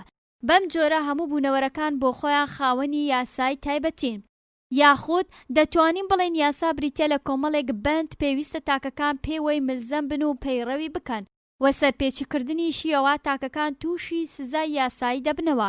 سەرچاوەی یاساش چەند جۆرێکە، وەکو شەرع، قورئان و سوننەت. سێیەم، پەیوەندی نێوان دابوونەریتی کۆمەڵایەتی و یاسا. یاسا زادەی عەقڵێکی معریفی و ئەکادیمی مرۆڤە، هەرچی دابوونەریتی کۆمەڵایەتیە زادەی ئەزموونی کۆمەڵایەتی نەتەوەیە. دەکرێت یاسا ئافریدەی بیرکردنەوەی هزری تاکەکان بێ، وەک ئەوەی لە مێژوودا بە یاسای حەمورابی ناسراوە. هەرچی دابوونەریتە زیاتر پرۆژەیەکی دەستە جەمەعیە، هەر لەسەر ئەم بنەمایە لە فقهی ئیسلامدا بە تایبەتی لە ئاینزای شافعیدا دابوونەریت بەشێکی فقهی ئیسلامی پێک دێنێت. ئەمەشیان پەیوەستە بەوەی زۆربەی هەرە زۆری دابوونەریت و دەرهاوێشتە و ئەزمون و چالاکی و جیهانبینی خەڵکە، هەردووچیان قابلی گۆڕانن، چونکە زۆر جار وا ڕێکەوتووە کە ڕەوشتێکی سیاسی، کۆمەڵایەتی یان ئابووری دروست کردوون. یاسا و بناغەیە کە یاسادانەر دایدەڕێژێت لە کاتێکدا دابوونەریت بنەمایەکە لەلایەن هەموو تاکەکانی کۆمەلگاوە پێک دەهێنرێ، کەواتە ئەگەر بمانەوێت دابوونەریتەکانی گەلێک بگۆڕین، نابێ لە ڕێی یاساوە گۆڕانکاری تێدا بکەین، چونکە لە ڕوانگەی خەڵکەوە ئەمە بەکارێکی یەکجار ستەمکار دادەندرێت. باشتر وایە بۆ گۆڕینی دابوونەریتەکان پەنابەرینە بەر هەندێک میکانیزمی دیکە. یاسا بۆ تاکەکانی کۆمەلگایەک دادەندرێ، بەڵام نەریت پەیوەندی بە هەموو مرۆڤەکانەوە هەیە. ئەگەر جیاوازیەک بکەین لە نێوان کۆمەلگای لادەیی و شاری لە ڕووی دابوونەریت و یاساوە، دەبینین لە کۆمەلگای لادەییدا ئەوەندەی دابوونەریت توانای خۆسەپاندنی هەیە، یاسا و دین ئەوەیان پێناکرێ یاخود ئەو توانانیان نییە. ئەمەش ئەوە ناگەێنێت کە کۆمەلگای لادەیی کۆمەلگایەکی ناژیاری و ناشارستانی و دواکەوتووە، بەڵکو دابوونەریت بۆتە ڕێسایەک یاخود وەکو نیمچە یاسایەکی لێهاتووە. زۆربەی هەرە زۆری تاکەکانی کۆمەلگا پەیڕە و پەسەندی دەکەن. هەرم دیاردەیەش وای کردووە ڕێژەی تاوان و کێشە کۆمەڵایەتیەکان زۆر کەمتر بن و دیاردەی تلیاکێش و سێکسی ڕەها بەدەگمەن لەو کۆمەڵانە بەرچاو دەکەون. هەرچی کۆمەلگای شاریە هیچ پەیوەندێکی 100% خوێن بەیەکیان نابەستێتەوە. پەیوەندی کۆمەڵایەتیەکان بە گوێرەی یاساڕێک دەخرێن و دابوونەریت هێزیە و هێزەی کۆمەلگای گوندی نابێ. ئەگەر سەیری کێشە کۆمەڵایەتیەکان بکەین، زۆر زیاتر بە بەراورد لە کۆمەلگای لادێ مەسەلەی تلیاکێشی و سێکسی ڕەها و دزی و گەندەڵی لە هیچ وڵاتێک بە یاسا چارەسەر نەکراوە، بەڵکو تەنیا کێشە کۆمەڵایەتیەکان زیاتر لەسەر یەک کەڵەکەیان کردووە و لە تاقەتی یاسادا نییە هیچ چارەسەرێکی پێ بکرێ. ئەگەر یاسا بێ، دەبێ بە ئەرک و ڕۆڵی خۆی هەستێ، واتە لە سەرووی دابوونەریتەوە بێ. بەڵام لە کۆمەلگای ئێمەدا بە شاری و گوندیەوە دابوونەریت لە سەرووی یاساوە تەماشا دەکرێت. هەرچەندە لە کۆمەلگای شاری تا ڕادەیەک یاسا پەیڕەو دەکرێت، لەوانەیە ئەمەش بگەڕێتەوە بۆ هەبوونی سزا. دەتوانین بڵێن یاسا و دابوونەریت جۆرێک لە ئیلزامی و ڕێخستنی تێدا دەبینین تاکەکان لە ژیاندا پەیڕەوی بکەن تاکو تووشی سزا نەبن. ئەم بەشەش بە کۆتا هات.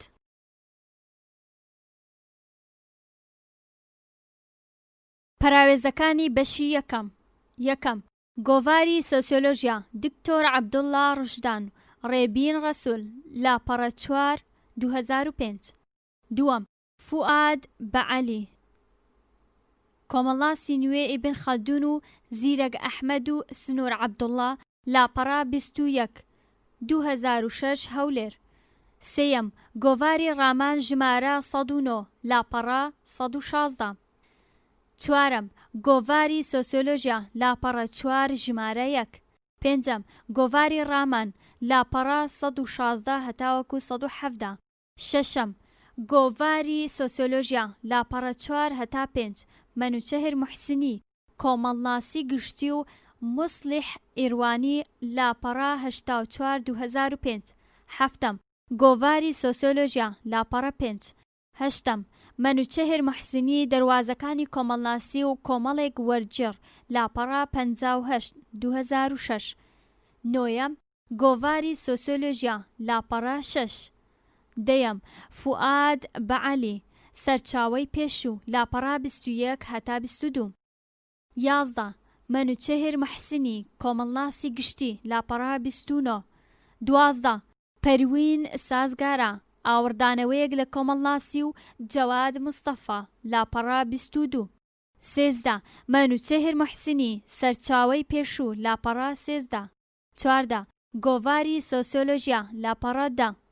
15 مەنوچەهر موحسینی سەرچاوەی پێشوو لاپەڕا 13. 16 گۆڤاری سۆسیۆلۆژیا لاپەڕا 10. 17 مەنوچەهر موحسینی سەرچاوەی پێشوو لاپەڕا 15. 18 گۆڤاری سۆسیۆلۆژیا لاپەڕا 10. 19 پەروین سازگارە سەرچاوەی پێشوو لاپەڕا 24. 20 مەنوچەهر موحسینی سەرچاوەی پێشوو لاپەڕا 52 51. 21 پەروین سازگارە سەرچاوەی پێشوو لاپەڕا 34. 22 گۆڤاری سۆسیۆلۆژیا لاپەڕا 8 هەتا 9. 23 پەروین سازگارە سەرچاوەی پێشوو لاپەڕا 44. 24 مەنوچەهر موحسینی سەرچاوەی پێشوو لاپەڕا 65. 25 ڕێبین ڕەسوول و دیار عەزیز ئەنترۆپۆلۆژیا لاپەڕا 24. 26 دکتۆر بۆتۆل دامەزرێنەران و سەرهەڵدانی کۆمەڵناسی و فەرید شەریفی لاپەڕا 136 2005 سلێمانی. 27 مەنوچەهر موحسینی سەرچاوەی پێشوو لاپەڕا 138. 28 سەرەتاکانی سۆسیۆلۆژیا و شوان ئەحمەد لاپەڕا 114 2010 سلێمانی. 29 مەنوچەهر موحسینی سەرچاوەی پێشوو 139. 30 سەرەتاکانی سۆسیۆلۆژیا لاپەڕا 118. 31 مەنوچەهر موحسینی سەرچاوەی پێشوو لاپەڕا 140. 32 گۆڤاری سۆسیۆلۆژیا لاپەڕا 91. 33 مەنوچەهر موحسینی سەرچاوەی پێشوو لاپەڕا 139. 34 دکتۆر بۆتۆل سەرچاوەی پێشوو لاپەڕا 76. 35 گۆڤاری سۆسیۆلۆژیا لاپەڕا 91. 36 دکتۆر بۆتۆل سەرچاوەی پێشوو لاپەڕا 78. 37 دکتۆر بۆتۆل گۆڕانکاریەکانی کۆمەڵناسی لاپەڕا 77. 38 مەنوچەهر موحسینی سەرچاوەی پێشوو لاپەڕا 143 هەتا 144. 39 دکتۆر بۆتۆل سەرچاوەی پێشوو لاپەڕا 12. 40 جولی سکوت سەرچاوەی پێشوو لاپەڕا 61. 41 دکتۆر بۆتۆل گۆڕانکاریەکانی کۆمەڵناسی و فەرید شەریفی لاپەڕا 132. 42 مەنوچەهر موحسینی کۆمەڵناسی گشتی و مصلح ویروانی لاپەڕا 160 هەتا 161. 43 دکتۆر بۆتۆل گۆڕانکاریەکانی کۆمەڵناسی لاپەڕا 112. 44 دکتۆر بۆتۆل سەرهەڵدانی کۆمەڵناسی لاپەڕا 120 هەتا 122. 45 مەنوچەهر موحسینی سەرچاوەی پێشوو لاپەڕا 166. 46 جولی سکوت سەرچاوەی پێشوو لاپەڕا 13. مەنوچەهر موحسینی سەرچاوەی پێشوو لاپەڕا 167. 47 جولی سکوت سەرچاوەی پێشوو لاپەڕا 62. 48 گۆڤاری سۆسیۆلۆژیا لاپەڕا 92. 49 مەنوچەهر موحسینی سەرچاوەی پێشوو لاپەڕا 65 هەتا 126. 5 ئاین و کۆمەڵاسی لاپەڕا 63 مەنوچەهر محسنی سەرچاوەی پێشوو لاپەڕا 164 هەتا 167 51 جولی سکوت سەرچاوەی پێشوو لاپەڕا 63 52 مەنوچەهر محسنی سەرچاوەی پێشوو لاپەڕا 162 53 پەروین سازگارە سەرچاوەی پێشوو لاپەڕا 94 54 مەنوچەهر محسنی دەروازەکانی کۆمەڵاسی لاپەڕا 105 55 ڕەفیق سابیر کلتور و ناسیۆنالیزم لاپەڕا 44 سلەیمانی 2013 56 فوئاد بەعەلی سەرچاوەی پێشوو لاپەڕا 60 هەولێر 2006 57 مەنوچەهر محسنی سەرچاوەی پێشوو لاپەڕا 100 58 پەروین سازگارە سەرچاوەی پێشووە لاپەڕا 99 109 110 59 فوئاد بەعەلی سەرچاوەی پێشوو لاپەڕا 57 60 مەنوچەهر محسنی سەرچاوەی پێشوو لاپەڕا 105 61 فوئاد بەعەلی سەرچاوەی پێشوو لاپەڕا 56 و 53 62 جۆلی سکوت و ئایرن هاڵ ئاین و کۆمەڵاسی و هیوا مەلا عەلی لاپەڕا 87 63 دیار عەزیز و ڕێبین ڕەسوول ئەنترۆپۆلۆژیا لاپەڕا 161 64 فەرهەنگی نوێ وەرگێڕانی لە فارسیوە بورهان قانع 2013 65 مەنوچەهر محسنی سەرچاوەی پێشوو لاپەڕا 107 66 پەروین سازگارە سەرچاوەی پێشوو لاپەڕا 110 67 دیار عەزیز و ڕێبین ڕەسوول سەرچاوەی پێشوو لاپەڕا 106 68 گۆڤاری ڕێنیسا ژمارە 4 لاپەڕای 102 2004 69 دكتور قيس نوري المدخل إلى علم الإنسان لاپەڕا 259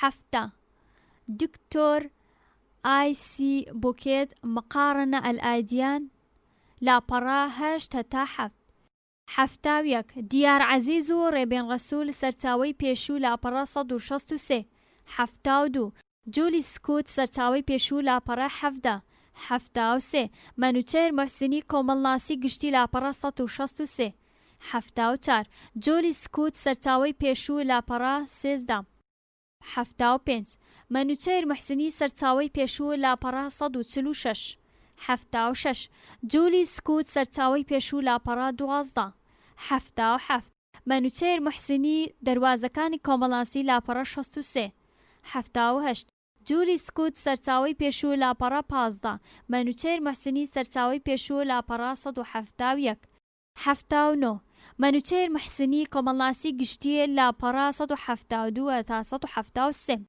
80 فوئاد بەعەلی سەرچاوەی پێشوو لاپەڕا 100 81 دیار عەزیز شەریف چەمکە ئەنترۆپۆلۆژیەکان لاپەڕا 39 2001 چاپی یەکەم 82 ڕێبین ڕەسوول و دیار عەزیز سەرچاوەی پێشوو لاپەڕا 166 83 دیار عەزیز سەرچاوەی پێشووە لاپەڕا 40 84 مۆنتسکیۆ ڕۆحی یاساکان و ئیدریس شێخ شەرەفی هەولێر چاپی یەکەم لاپەڕا 64 85 مۆنتسکیۆ سەرچاوەی پێشوو لاپەڕا 426 ئەم بە 6 بە کۆتا هات. بەشی دووەم دیاردە کۆمەڵایەتیەکان پابەندبوونی مرۆڤ لەو کۆمەلگایە کە تێیدا دەژین بۆتە هۆی ئەوەی کە هەردەم سەرنجی دیاردەکان بدات. دیاردەکانیش بەگشتی لە ڕووی بابەتیەوە سێ جۆرن، ئەوانیش دیاردە سروشتیەکان، دیاردە بایۆلۆژیەکان، دیاردە کۆمەڵایەتیەکان. ئاماژە بەوە دراوە کە یەکێک لە پێناسەکانی کۆمەڵناسیەوەی کە لێکۆڵینەوەی لە دیاردە کۆمەڵایەتیەکان دەکا لەو ڕوانگەوە بنیادگەری کۆمەڵناسی نوێ ئۆگەست کۆنت کۆمەڵناسی بە زانستی شیکردنەوەی دیاردەکانی ژیانی کۆمەڵایەتی دادەنێت. دیاردەکان مرۆڤایەتین، واتە لە کۆمەلگای مرۆڤایەتی سەرچاوە دەگرن و لە هەر کۆمەلگایەکیش بە شێوەیەکی جیاواز بەدەردەکەون. دۆرکایم کۆمەڵناسی فەڕەنسی لەبارەی ئەدگارەکانی دیاردە کۆمەڵایەتیەکان دەڵێ دیاردە کۆمەڵایەتیەکان خاوەن سێ تایبەتمەندی گرنگن، ئەوانیش دەرەچی بوون و یاخود بەرجەستە بوون، حەتمی بوون، سەرەتاپاگیری بوون. دەرەچی بوون بە مانای ئەوەی لە دەرەوەی هەستی تاکەکان تاک لە دروستبوونی هیچ دەورێکی نییە. لە دووەم واتە خۆسەپێنن، واتە تاکەکان ناچارن پەیڕەوی بکەن. گشتگیربوون واتە بڵاوبوونەوەی دیاردە کۆمەڵایەتیەکان واتە گشت تاکەکان تێدا بەشدارن. نمونەی جۆری دیاردە کۆمەڵایەتیەکان وەکو خێزان، خزمایەتی، تەلاق، خۆکوشتن. ئەم بەشە بە کۆتا هات. خێزان وەک دامەزراوەیەکی کۆمەڵایەتی.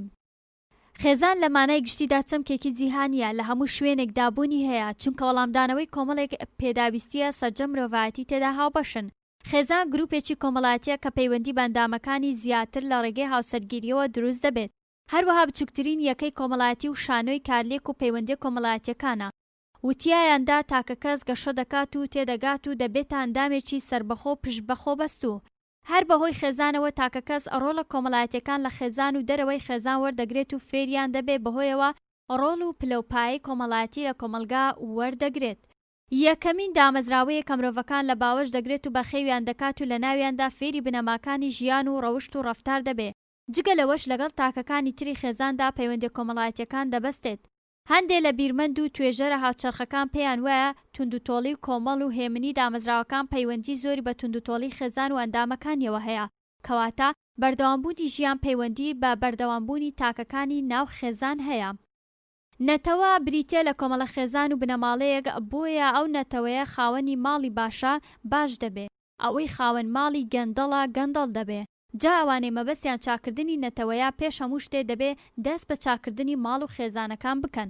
خێزانیش پێک دێ لە دایک و باوک و منداڵەکان و هەندێک جار داپیرە و باپیرە لەگەڵدا دەبێت. خێزان لە مانای تایبەتیدا گروپێکی کۆمەڵایەتیە کە تێدا ڕەوایی دەدرێت بە پەیوەندی سێکسی نێوان ژن و مێرد و زاوزێ بە شێوەیەکی ڕەوا و ممکن دەبێت. گرنگی و ئەرچی خێزان. لە زۆربەی جیهاندا خێزانە و ناوەندەیە کە تاک تێدا پەروەردە دەکرێت و گەورە دەکرێت و بەپێی دابوونەریتی کۆمەلگایان گۆشت دەکرێت. خێزان ئەندامانی فێری ئاین و کەلتوری کۆمەلگاکەیان دەکات، هەروەها کار بۆ ئەندامانی فەراهم دەکات. خێزان کۆمەلگا دەپارێزێت لە بوونی منداڵی زۆڵ. خێزان ئەندامانی لە کێشە و گرفت دەپارێزێ ئەگەر هەر عریشەیەکی هەبێ هەوڵ دەدات چارەی بۆ بدۆزێتەوە. خێزان دابینکردنی پێداویستیەکانی ژیان بۆ ئەندامەکانی لاستۆ دەگرێت. ئەندامانی خێزان سۆز و خۆشەویستی لە نێوان یەکتری دەگۆڕنەوە. ئۆگست کۆنت قسە لەسەر ئەرکەکانی خێزان دەکات و دەبێژێ ئەرکەکە ئاکاریە، چونکە یەکگرتنی ژن و پیا و سیستەمێکی ئاکاری هەیە، بۆیە جەخت لەسەر هۆکەی و پەیوەندی گیانی نێوان ئەندامانی خێزان دەکاتەوە. ئەرکەکەش پەروەردەییە کە خۆی لە خۆیدا ئەرکێکی ئاکاریە، وا چاکە منداڵ تا تەمەنی 7 ساڵی لە ئامێزی دایک بمێنێتەوە بۆی چاودێری بکا و فێری زمان و ئاخاوتنی بکا و ئاکاری جوانی تێدا بخڵقێنێ و بە بنەماکانی ئاین گۆشیان بکات. ئەم ئەرکانە بەلای کۆنتەوە لە ئاستۆی دایکدان، چونکە دایک سەنتەری سۆز و وجدانە بەرپرسە لە گەشەکردنی منداڵ و تەمێکردنی لە ڕووی ئاینیەوە. بۆچوونی زاناکان سەبارەت بە خێزان. زانایانی کۆمەڵایەتی لە کۆنەوە تاوەکو ئێستا گرنگیان بە خێزانداوە هەر یەکەیان بە جۆرێک باسی لێوە دەکات. یەکەم ئەرستۆ فەیلسوفی گەورەی یۆنانی کۆن ئەم کەسایەتیە گرنگی بە خێزان و هاوسەرگیری داوە بە چەند تیۆرێکی جۆراوجۆری لەبارەیەوە هەیە. بۆ نمونە ئاماژە بەوە دەکات کە باشترین تەمەنی هاوسەرگیری بۆ پیاوان 37 ساڵیە و بۆ ئافرەتان 20 ساڵیە. هۆیەکەی ئەوەیە کە دوای ماوەیەکی دیاریکرا و لەوە چەخستنەوە دەکەون و لە بواری جیاواز کەمتر دەور دەبینن، یاخود لەم تەمەنەدا هەردوو لایەن لە لووتکەی چالاکی مێشکی و عەقلیدان. ئارەستۆ پێی وایە ئەو کەسەی یەکەم جار خێزانی دامەزران گەورەترین چاکەکاری دنیا بووە، چونکە ئەگەر مرۆڤ لە کۆمەلگای خۆی دایاسایەکی نەبێ وەکو ئاژەڵ هەڵسوکەوت دەکا. دووەم چارلز هۆرتن کۆلی 1864 بەرامبەر 1929 کۆمەڵناسی ئەمریکی بە خێزان یەکەم و ئایدیالترین نمونە دەزانێت بۆ گروپە سەرەتاییەکان. گروپێک کە ئارچی پاراستن و پارێزگاریکردنی مرۆڤ و ئەفرێنەری جوانترین هەستی ناسرای مرۆڤایەتیە.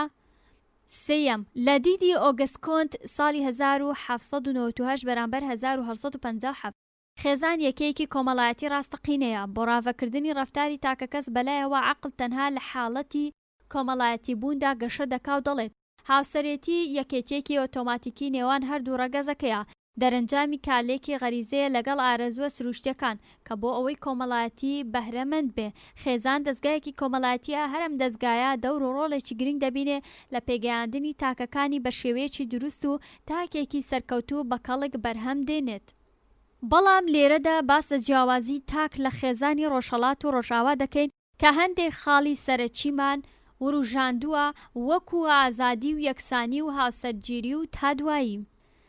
یەکەم، جیاوازی هاوسەرگیری. لە ڕۆژئاوادا دوو جۆری هاوسەرگیری هەیە: هاوسەرگیری کەنیسەیی و هاوسەرگیری مەدەنی. لە هەردوو هاوسەرگیریەکە ژنەکە مافی لە پیاوەکە زیاترە. بۆ نمونە لە وڵاتێکی وەک سوید مافەکان بەم جۆرن: ژن، منداڵ، سەگ، پیاو. لە بەرامبەر ئەمەدا پیاوی ڕۆژئاوا بە دەگمەن پەیڕەوی ئەم هاوسەرگیریانە دەکەن، بەڵکو هەوڵ دەدا خێزان لەسەر بنەمای گێرلیفرێندی دۆستێتی پێک بێنێ. لەم جۆرە خێزان دروستکردنە ژنەکە هیچ مافێکی یاسایی نییە. لە ڕۆژهەڵات یەک جۆر هاوسەرگیری هەیە، ئەویش هاوسەرگیری ئیسلامیە. بەڵام ئەم جۆرە هاوسەرگیریە زۆر کەم بە گوێرەی بنەماکانی ئیسلام بەڕێوە دەچێت، بەڵکو زیاتر بنەمایەکی عەشایری هەیە. دووەم، ئازادی و مافی تاک.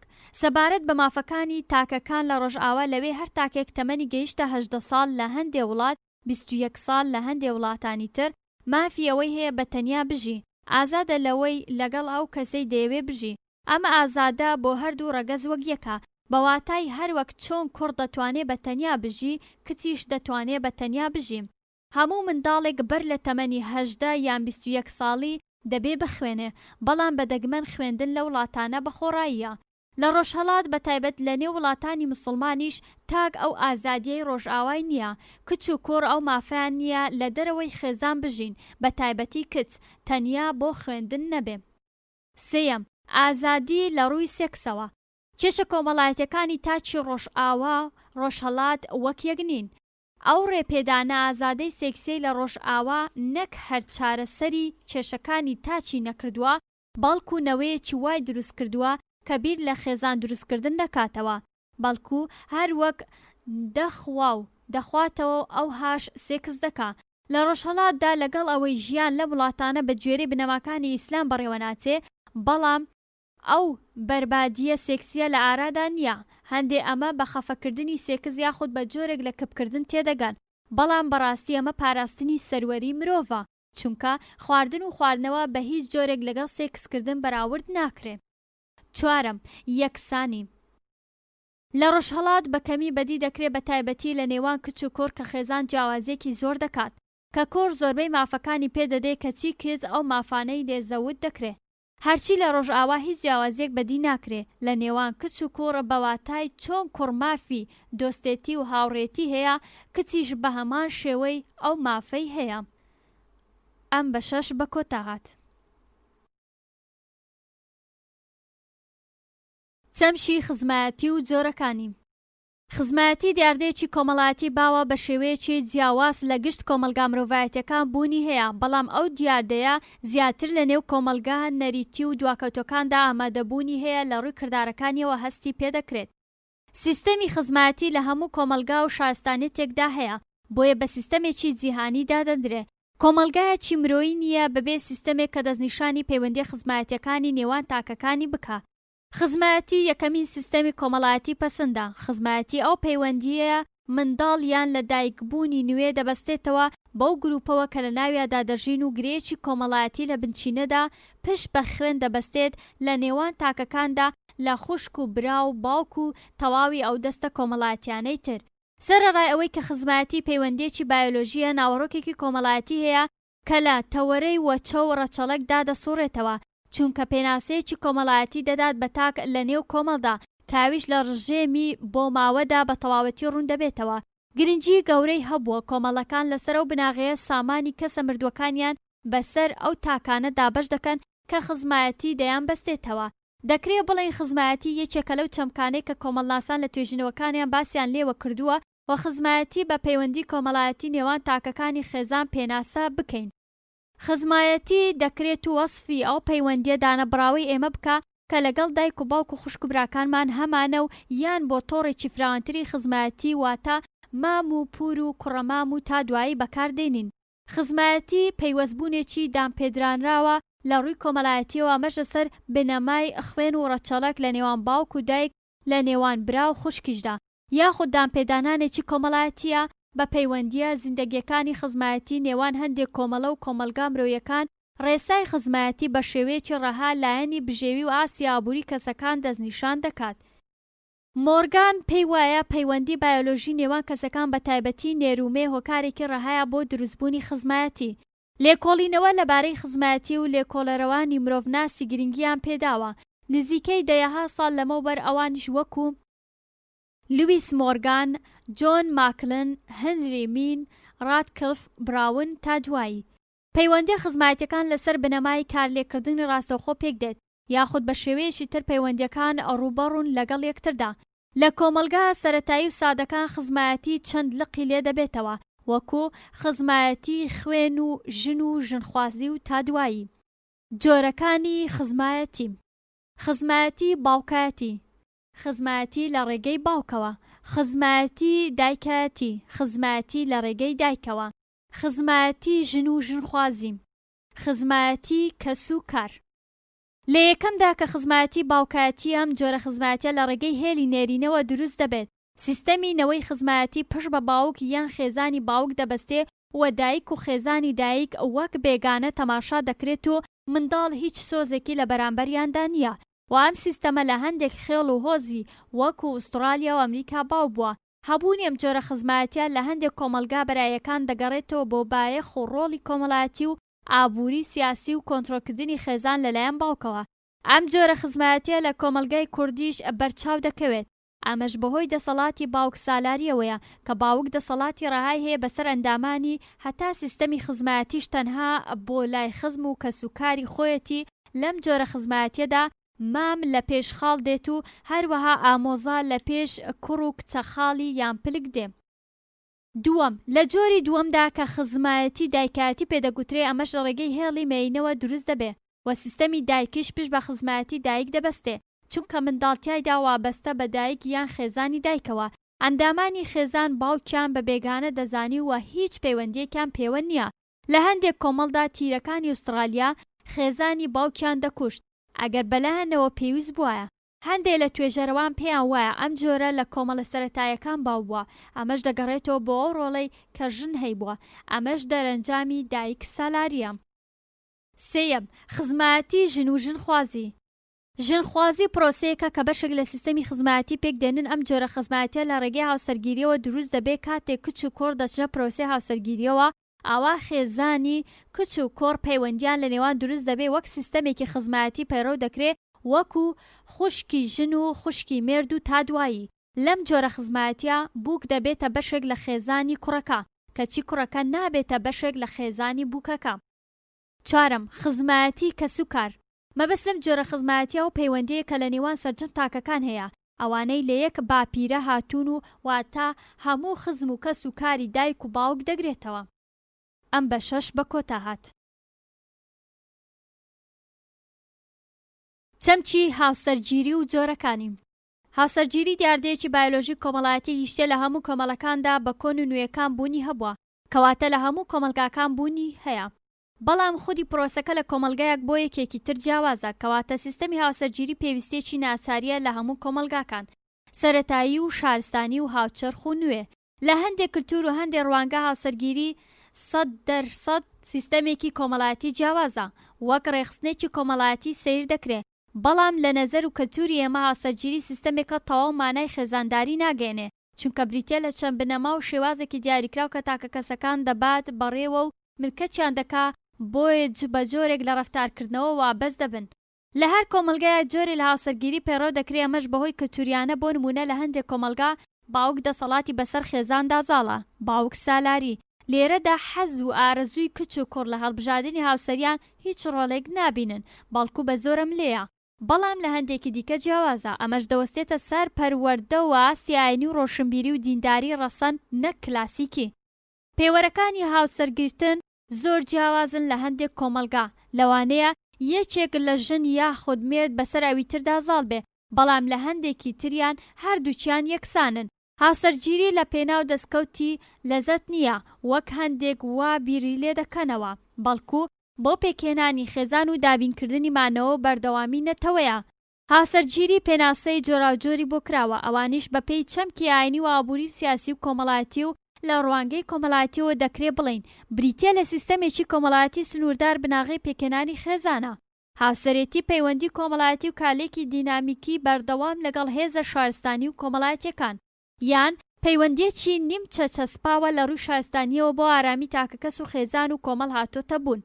لەلایەکی تر پەیوەندیەکی نیم چەچەسپاوە لە نێوان پیاوێک و ژنێک یان زیاتردا کە تێرکردنی سێکسی و هاوکاری ئابووری و هەندێک جاریش یەک شوێنی نیشتە جێبوون لە خۆ دەگرێت. ئەم پەیوەندیەش ملکەتی دابوونەریت و یاساکانە، مافوەرچی دیاریکراو لە خۆ دەگرێت. ئەو کات سەرهەڵدەدا کە هەردوو لە دەچنە هاوسەرێتیەوە یان لەبارەی وەچەخستنەوەدان. جۆرەکانی هاوسەرگیری: تاک هاوسەری، فرەژنی، فرەمێردی، کۆهاوسەری، هاوسەرگیری بە گروپ، هاوسەرگیری کاتی، هاوسەرگیری عورفی، هاوسەرگیری مسیار. یەکەم، تاک هاوسەری واتە یەک پیاو لەگەڵ یەک ژن ژیانی هاوسەرێتی دەگوزەرێنن. ئەم جۆرەیان لە زۆربەی کۆمەلگاکانی جیهان باوە و بوونی هەیە. دووەم، بەواتای پەیوەندی پیاو لەگەڵ چەند ژنێک لە یەک کاتدا دێت. ئەگەر ژنی تەلاقدا بێت یاخود مردبێت ئەوە ناچێتە قاڵبی فرەژنی و زۆر فاکتەر هەن کەوا دەکا پیاو پەیڕەوی چەند ژنی بکە، لەوانە نەخۆشکەوتنی ژن یاخود نەزۆچی و چەندین فاکتەری تر. جا بۆ ئەوەی پیاو تووشی لادان و کاری داوێن پیسی نەبێ، ئەوا پەنا بۆ ئەم جۆرە هاوسەرگیریە دەبات. لە زۆربەی کۆمەلگاکان ئەم دیاردەیە هەیە. بۆ نمونە لە ئەفریقیا پیاو دەتوانێت نزیکی 10 ژن بهێنێت، بەڵام لە ئاینی ئیسلام 1 تا 4 ژن حەڵال کراوە بۆ پیاو، بەڵام بتوانێت دادپەروەر بێت و مەسرەفیان بکێشێ. سێیەم، فرەمێردی بریتیە لە پەیوەندی یەک ژن بە چەند پیاوێکەوە لە هەمان کاتدا، و ئەم جۆرە هاوسەرگیریە لە کۆمەلگا سەرەتاییەکان باو بووە، وەکو لە تیرەی تۆداس لە هیندستان. لە ئەم هاوسەرگیریەدا هەموو براکان تەنیا یەک ژنیان هەیە. هەروەها لە دوورگەی مارکسیان کە لە باشووری ڕۆژهەڵاتی ئاسیا دەژین، بە بۆچوونی ئەمان ئەم جۆرە هاوسەرگیریە چاکترین و باشترین جۆرە هاوسەرگیریە. چوارەم، کۆهاوسەری، هاوسەرگیری بە کۆمەڵ، واتە کۆمەڵێک پیاو لەگەڵ کۆمەڵێک ژن لە پەیوەندی هاوسەرگیریدا لە یەک کاتدا، واتەم جۆرە هاوسەرگیریە دەگمەنە لەوانەیە کاتی بێ و لەسەر هیچ شەنگ و بنەمایەکی کۆمەڵایەتی دانەمەزراوە. ئەم جۆرە لە دوورگەی مارکسیز لە کۆمەلگەی دوورگەی بۆلینزیا لە دەریای هادی هەبووە. ڕەنگە ئێستا لەم شوێنانەش بوونی نەمابێ. لەم جۆرە هاوسەرگیریەدا نەوە و ڕەسەن ون دەبێت. پێنجەم، هاوسەرگیری کاتی، واتەم جۆرە هاوسەرگیریە کاتیە و متعەی پێدەوترێ، کامەش ژن و پیاو بۆ ماوەیەکی دیاریکراو بە پێی ئارەزوی خۆیان گرێبەستی هاوسەرگیری دەبەستن بەرامبەر مارەیەکی دیاریکراو، جا چەند ڕۆژ بێ یاخود چەند مانگێک بێ و تا دوای تەوابوونی ماوە دیاریکراوەکە لە یەکتری جا دەبنەوە. ئەم جۆرە هاوسەرگیریە لە هەندێک کۆمەلگا کۆن و نوێیەکاندا پەیڕەو دەکرێت، وەکو لە ئێران و وڵاتانی دی شیعە نشین. هەرچەندە ئاینزای شیعە ڕێدەدات، بەڵام لەگەڵ ئەوەشدا بە شێوەیەکی فراوان لە هەموو ئێران بەرچاو ناکەوێت. شەشەم، هاوسەرگیری عورفی، ئەم جۆرە هاوسەرگیریە تەنها لە نێوان ژن و پیاو ڕوودەدا کە سوکاری کەسیان بەم هاوسەرگیریە نازانێت. ئەمانە ژیان بە نهێنی بەسەر دەبەن. ئەم جۆرە لە وڵاتی میسر زۆر بڵاوە، هەتا گەیشتۆتە ناو قوتابیانی زانکۆش. هەفتەم، هاوسەرگیری مسیار ڕەو، ئەمەش جۆرە هاوسەرگیریەکی نوێ لە ڕواڵەت و لە ناوەڕۆکدا کۆن. ئەم جۆرە هاوسەرگیریە هەموو بنەماکانی هاوسەرگیری ئیسلامی پەیڕەو دەکات. ئەوە نەبێت کچەکە خۆی بە خۆهێشتنی خۆی دەستبەرداری ماڵ و نەفەقە دەبێت. کام هاوسەرگیری لە ئیسلامدا ڕێگەی پێدراوە. ئەگەر سیر بکەین یەزدان کە خێزانی دروست کردەوە بۆ مانەوەی جۆری مرۆڤ و بەردەوامبوونی کۆمەلگایە، خێزانیش لە ڕێگەی هاوسەرگیریەوە پێک دێت. جاوە هاوسەرگیری لە ئیسلام ڕێگەی پێدراوە، ئەوە تاک هاوسەری و فرەژنیە. هیچ جۆرە هاوسەرگیریەکی تر ڕێگەی پێنەدراوە، ئەمەش بۆ پەرزراگرتنی پایەی مرۆڤە. بۆ نمونە لە زەواجی عورفی پیاوەکە زۆر بە سانایی دەتوانێت واز لە ژنەکەی بهێنێ بەبێ دانی مارەی، چونکە لەلایەن کۆمەلگاوە دانی پێدا نەنراوە. هەروەها لە فرەمێردی و کۆهاوسەری گەرسەیر بکەین، شێوازێکی ڕێک و پێک نابدرێ لە ژیانیان، ئەو منداڵێک کە دەیبێت ئەو ژنە هەر نازانێت لە کام پیاوە کە سێکسی لەگەڵ کردووە، ئەم جۆرە حەرام کراوە و دەچێتە قاڵبی زیناوە.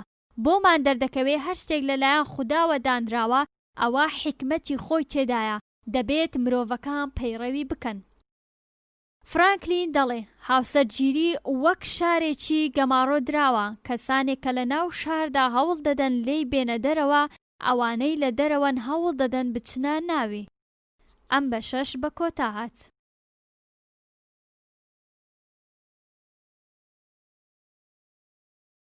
دیاردەی قەیرەی و هۆکارەکانی لە کۆمەلگای کوردی.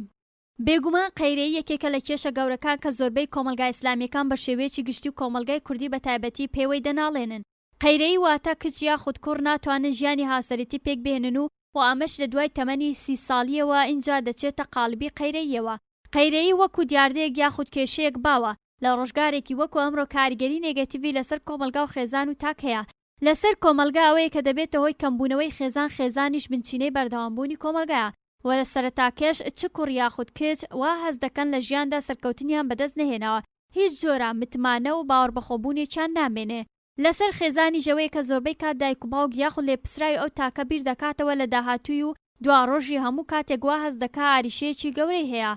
قەیرەی ڕێژەی لە زیاد بووندایە و بۆتە کێشەیەکی کۆمەڵایەتی باو، جا لەوانەیە لەبەر فاکتەری ئابووری یان کۆمەڵایەتی یان سیاسیەوە بێت. لێرەدا چەند فاکتەرێک دەخەینە بەرچاو. یەکەم، هۆکاری ئابووری. یەکێک لە فاکتەرە هەرە سەرەکیەکانە کە ڕێگر بێت لە بەردەم پێکهێنانی پرۆسەی هاوسەرگیری، چونکە ئێمە لە کۆمەلگایەک دەژین نرخی کەلوپەلەکان بەرزە و هەردەم نرخیان لە گران بووندایە. هەروەها زیاد لە پێویست کچ داوای شت دەکەن، واتە داواکردنی مارەی زۆر جالەوانەیە کوڕەکە توانای دابینکردنی ئەو هەمپێداویستەی نەبێت، یاخود خێزانی ماڵی کچەکە داوای ماڵ و کەلوپەلی زۆر لە خوازبێنی کەر دەکەن. جا لێرەدا دەپرسین ئایا خێزانی ماڵی کچەکە ژیانی هاوسەرێتی پێک دەهێنن یان کچەکەیان؟ هەتا کۆتایی نەوە دەکاتەوە دیاردەی وەرگرتنی نەخت نەک مارەی لە دەفتەری باددینان هەر مابوو، ئەوەش وای کردبوو هاوسەرگیری دژوار ڕوو مەحاڵ بکبێت. دووەم، کۆچکردنی گەنجان بۆ دەرەوەی وڵات و کەمبوونەوەی ڕێژەیان، بە تایبەتی لە دوای ساڵانی 90ەوە کە گەنجان بە لێشهاوڕویان لە تاراوگە کرد و ماڵ و شار و وڵاتی خۆیان جێدەهێشت و بەمەش ڕێژەیان بەرەو کەمی دەچوو لە بەرامبەردا زیادبوونی ڕێژەی کچ. سێیەم، ڕەگەزپەرستی و عەشایری. ئەمەش زۆربەی حەشیرەتەکان ئامادەنی کچەکانیان یاخود کوڕەکانیان لە دەرەوەی عەشیرەتی خۆیان ژیانی هاوسەرەتی پێک بهێنن. چوارەم، خۆشەویستی. کاتێک کچ و کوڕێک یەکتریان خۆش دەوێ بەڵام خێزانیان ئامادەنی بە یەکتریان بدەن چونکە ئەمانە یەکتریان خۆش دەوێ، لەوانەیەم کچ و کوڕەش بڕیار بدەن ژیانی هاوسەرەتی لەگەڵ کەسی تر پێک نەهێنن. پێنجەم، شەڕ و سەربازی. دیارە کە لە کاتی شەڕدا ڕەگەزی نێر دەچنە نێو کاری سەربازیەوە، زیاتر ئەوان تووشی مردن دێن. هەروەها حاڵەتی نەشەڕ ناشتی لاوانی کوردی نیگەران کردبوو، بۆیە هیچ باوەڕیان بە ئەزموونی دەسەڵاتی کوردی نەبوو. شەشەم، نەبوونی شوێنی نیشتەجێبوون. هەفتەم، فاکتەری کۆمەڵایەتیش وەکو زۆر لە خێزانان ئامادەنین کچی ناوەنجی یاخود بچووک بەشوو بدەن تاوەکو کچی گەورە شوونەکات، یاخود هەندێک خێزان کچەکەیان تاوەکو تەمەنی نەبێتە سەرووی 25 ساڵیەوە ئامادەنین بەشووی بدەن، ئەگەر داخوازیکەریشی هەبێ دوجاریش دەچێتە قاڵبی قەیرەیەوە. هەندێک ئەم فاکتەرانەش بوونیان نییە، بەڵام کچ یان کوڕ ئامادەنی ژیانی هاوسەرەتی پێک بهێنن بەهۆی ئەو ژیانە تاڵ و ناخۆشەی کە دایک و باوکیان گوزەریان کردووە. هەموو شتێک بوونی هەبووە، تەنها ژیانی هاوسەرەتی بوونی نەبووە. کوڕانیش هیچ ئینتیمایەکیان بۆ پێکهێنانی ژیانی هاوسەرەتی نەماوە، چونکە دەیانەوێ هەر لەو کاتێ ژن دەێنن هەم پێداویستەکانی ژیانیان هەبێ، لە بچووکترین شت تاوەکو گەورەترین شت. هیچ کەسێک لە پڕێک نابێتە کوڕێک بەبێ کۆششکردن و هەوڵدان. چارەسەرکردن یاخود کەمکردنەوەی قەیرەی. هەروەکو ئاشکرایە کە قەیرەی بۆتە کێشەیەکی کۆمەڵایەتی باو لە ڕۆژگارێکی وەکو ئەمڕۆ زۆربەی خێزانان لەم کێشەیە بێبەش نین. قەیرەیەکەش بۆ هەردوو لە ڕەگەز، بەڵام ڕەگەزی مێ ڕێژەی زیاترە. لێرەدا چەند خاڵێک دەخەینە ڕوو. یەکەم، لەسەر دەسەڵات پێویستە سلفەی زەواج زیاد بکە بۆ ئەوەی گەنجان بتوانن ژیانی خێزانداری پێک بهێنن. دووەم، دروستکردن و زیادکردنی باڵەخانەی چەندین نهۆمی بۆ ئەوەی کێشەی نیشتەجێبوون کەم ببێتەوە. سێیەم، لەسەر مامۆستایانی ئاینی و کەسانی ناودار و ڕۆشنبیر پێویستە هانی گەنجام دەن بۆ ژیانی هاوسەرێتی پێک بهێنن. 4. لەسەر تاکەکانی نێو کۆمەلگا پێویستە بڕوا و متمانەیان بەخۆ هەبێ بۆی بتوانن ڕوبەڕووی کێشەکانی ژیان ببنەوە. 5. لەسەر خێزان پێویستە ئاسانکاری بۆ کچ و کوڕەکانیان بکەن بۆی لە ژیانی خێزانداری بێبەش نەبن. 6. با کچان هێندە بە دوای ڕووکەش و پلەپایە و لایەنی مادی نەکەون چونکە ئەمانە بەرزی کەسایەتی دەرناخەن. 7. با برا و باوکەکان بە عەقڵێکی کراوە مامەڵە لەگەڵ کچ و خوشکەکانیان بکەن چۆن ئەوان ئامادەن بۆ خۆشی خۆیان هەموو شتێک بکەن با هەندێک دەستبەرداری هەژمونی مێنێتی بن ئەو نێرجنسیەتە بەس بێ. ئەم بە 6 بە کۆتاعات.